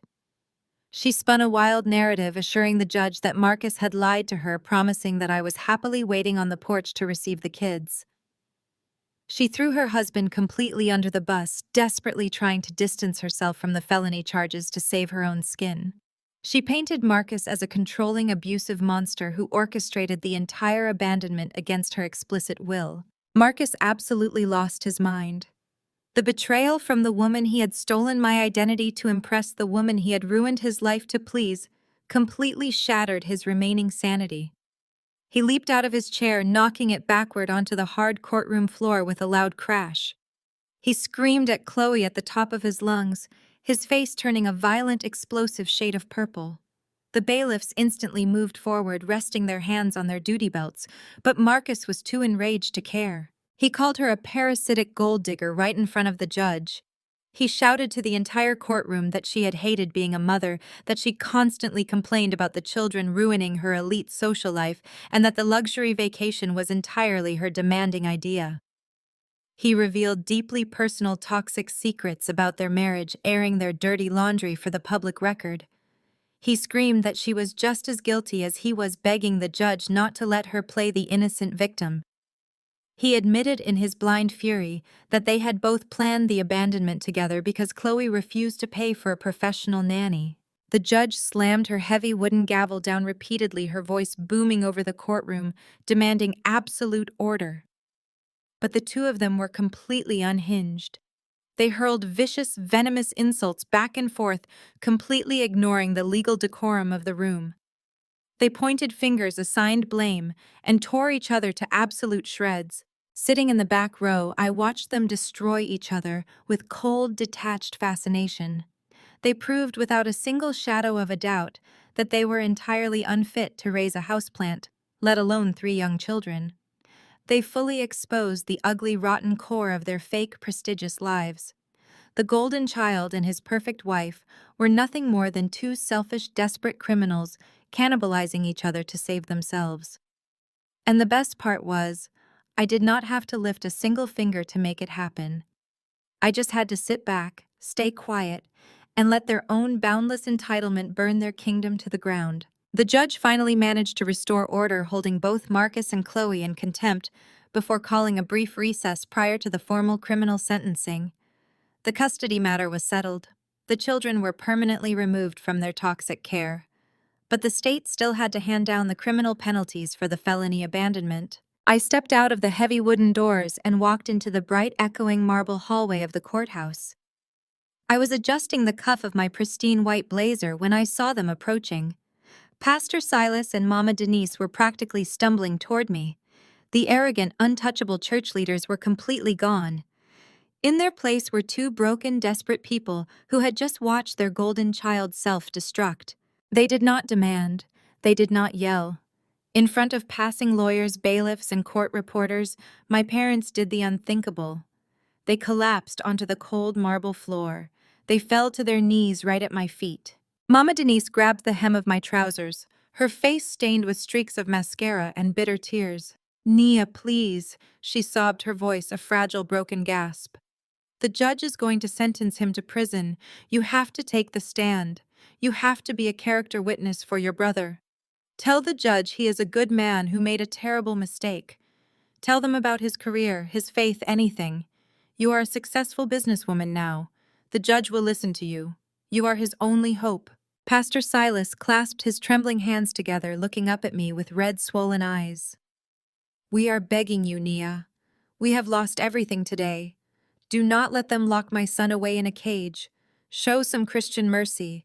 Save your brother." I looked down at the two people who had spent my entire life making me feel completely worthless. I looked at the hands that had pushed me aside to elevate a monster. I felt absolutely no pity, but I offered them a soft, reassuring smile.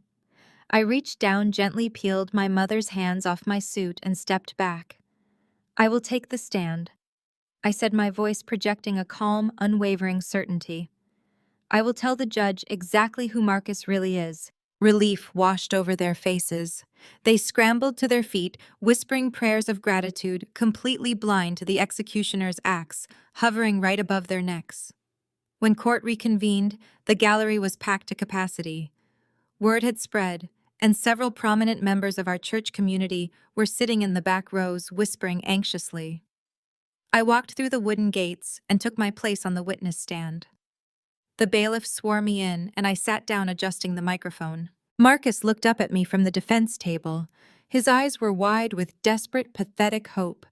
He truly believed that family loyalty, the very concept he had weaponized against me for 32 years, was about to save his life.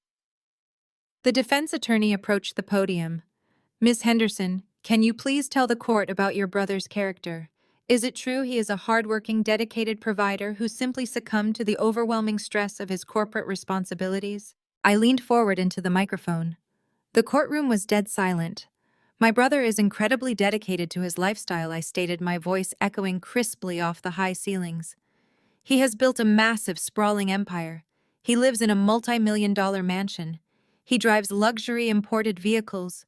He sends his children to elite private academies. He presents himself as a pillar of success and Christian morality." Marcus nodded vigorously, tears of relief welling in his eyes.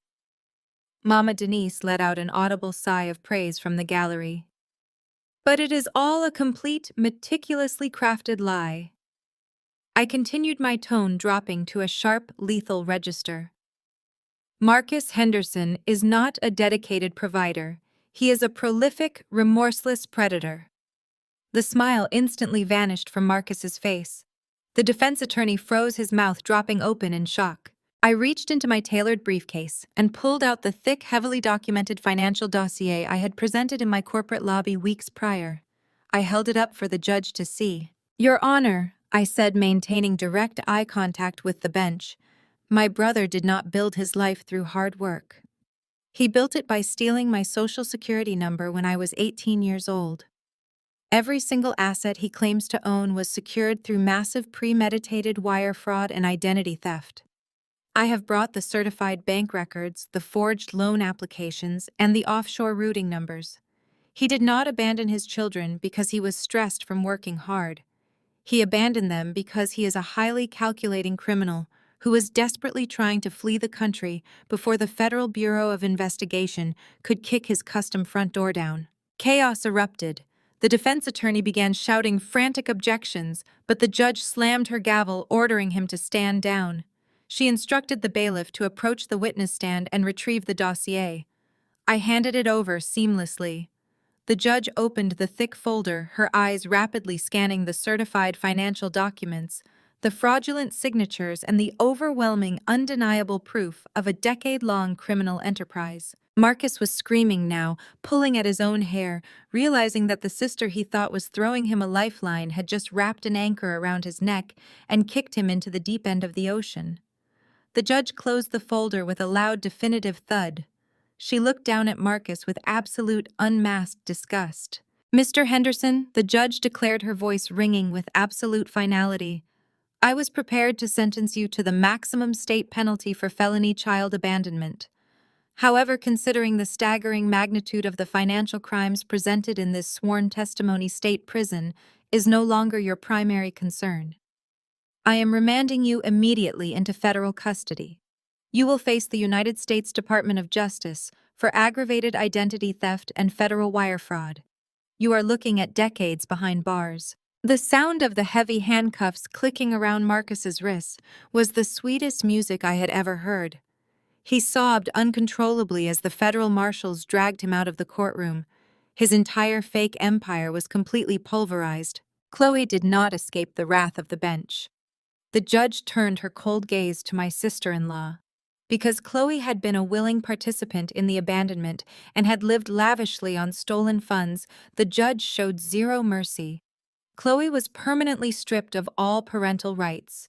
She was sentenced to 5 years of rigorous probation and mandated to complete thousands of hours of grueling physical community service.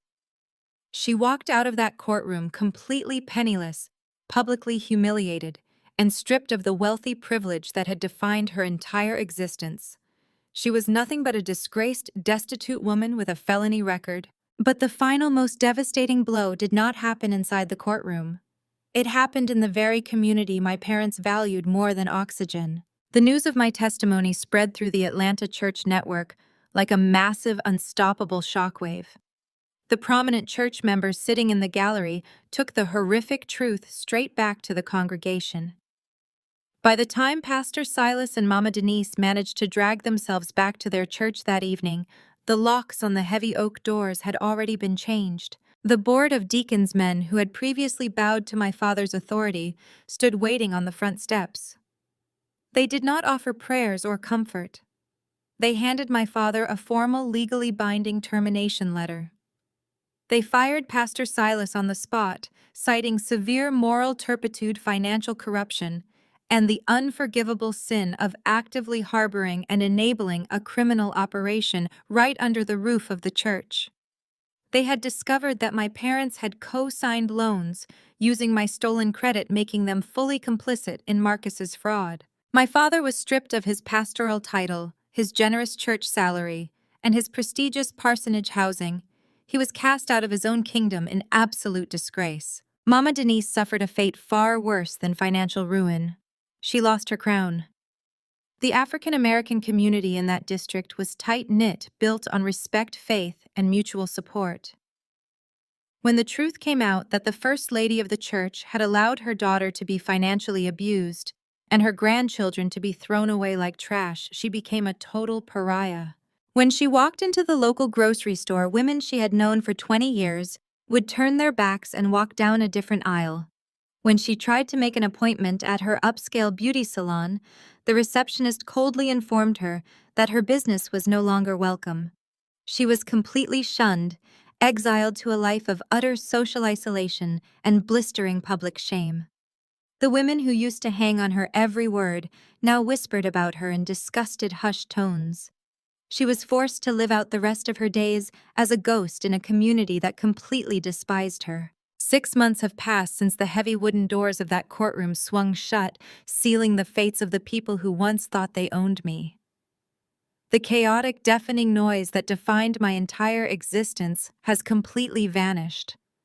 If you could see me right now, the lens would be slowly, deliberately pulling back. You would see me sitting in the center of my penthouse, framed by the massive floor-to-ceiling windows that look out over the glittering electric expanse of the Atlanta skyline. The warm amber glow of the city lights reflects off the polished marble floors and the dark velvet of my armchair.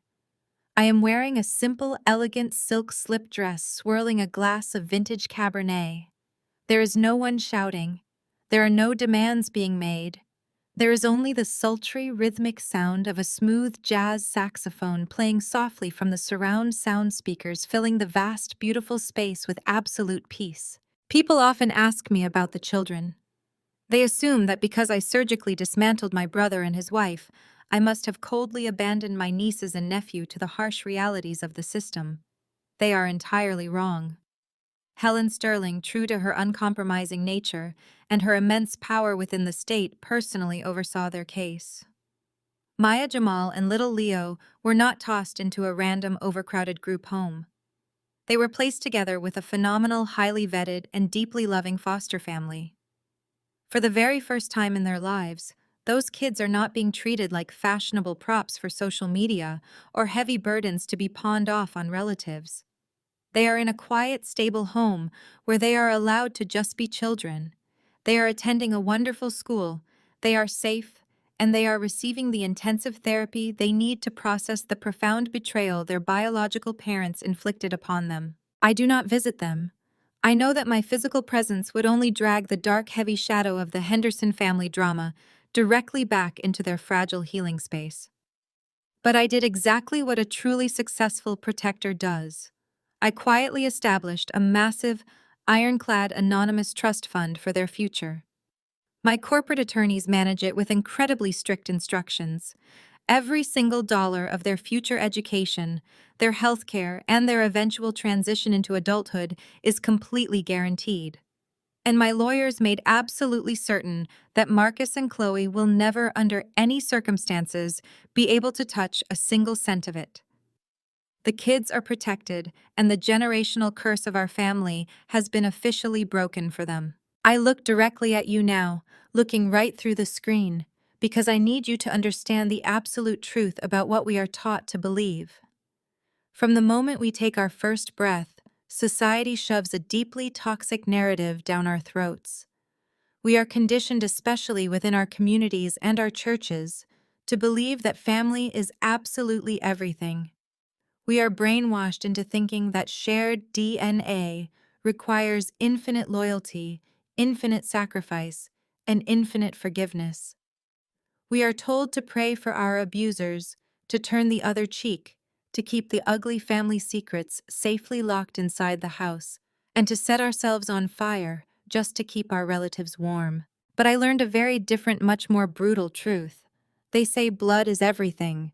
But I learned that if blood is a poison, you cannot just pray over it and hope it miraculously turns into water. If blood is a poison, it will slowly, methodically kill you from the inside out. It will drain your ambition, crush your self-worth, and chain you to a life of miserable servitude. You have to be strong enough and ruthless enough to take a sharp scalpel and amputate that necrotic tissue to save your own life. Cutting off my parents and my brother was not a tragedy. It was a life-saving surgical procedure. I severed the infected limbs, and for the first time in 32 years, I was finally able to breathe.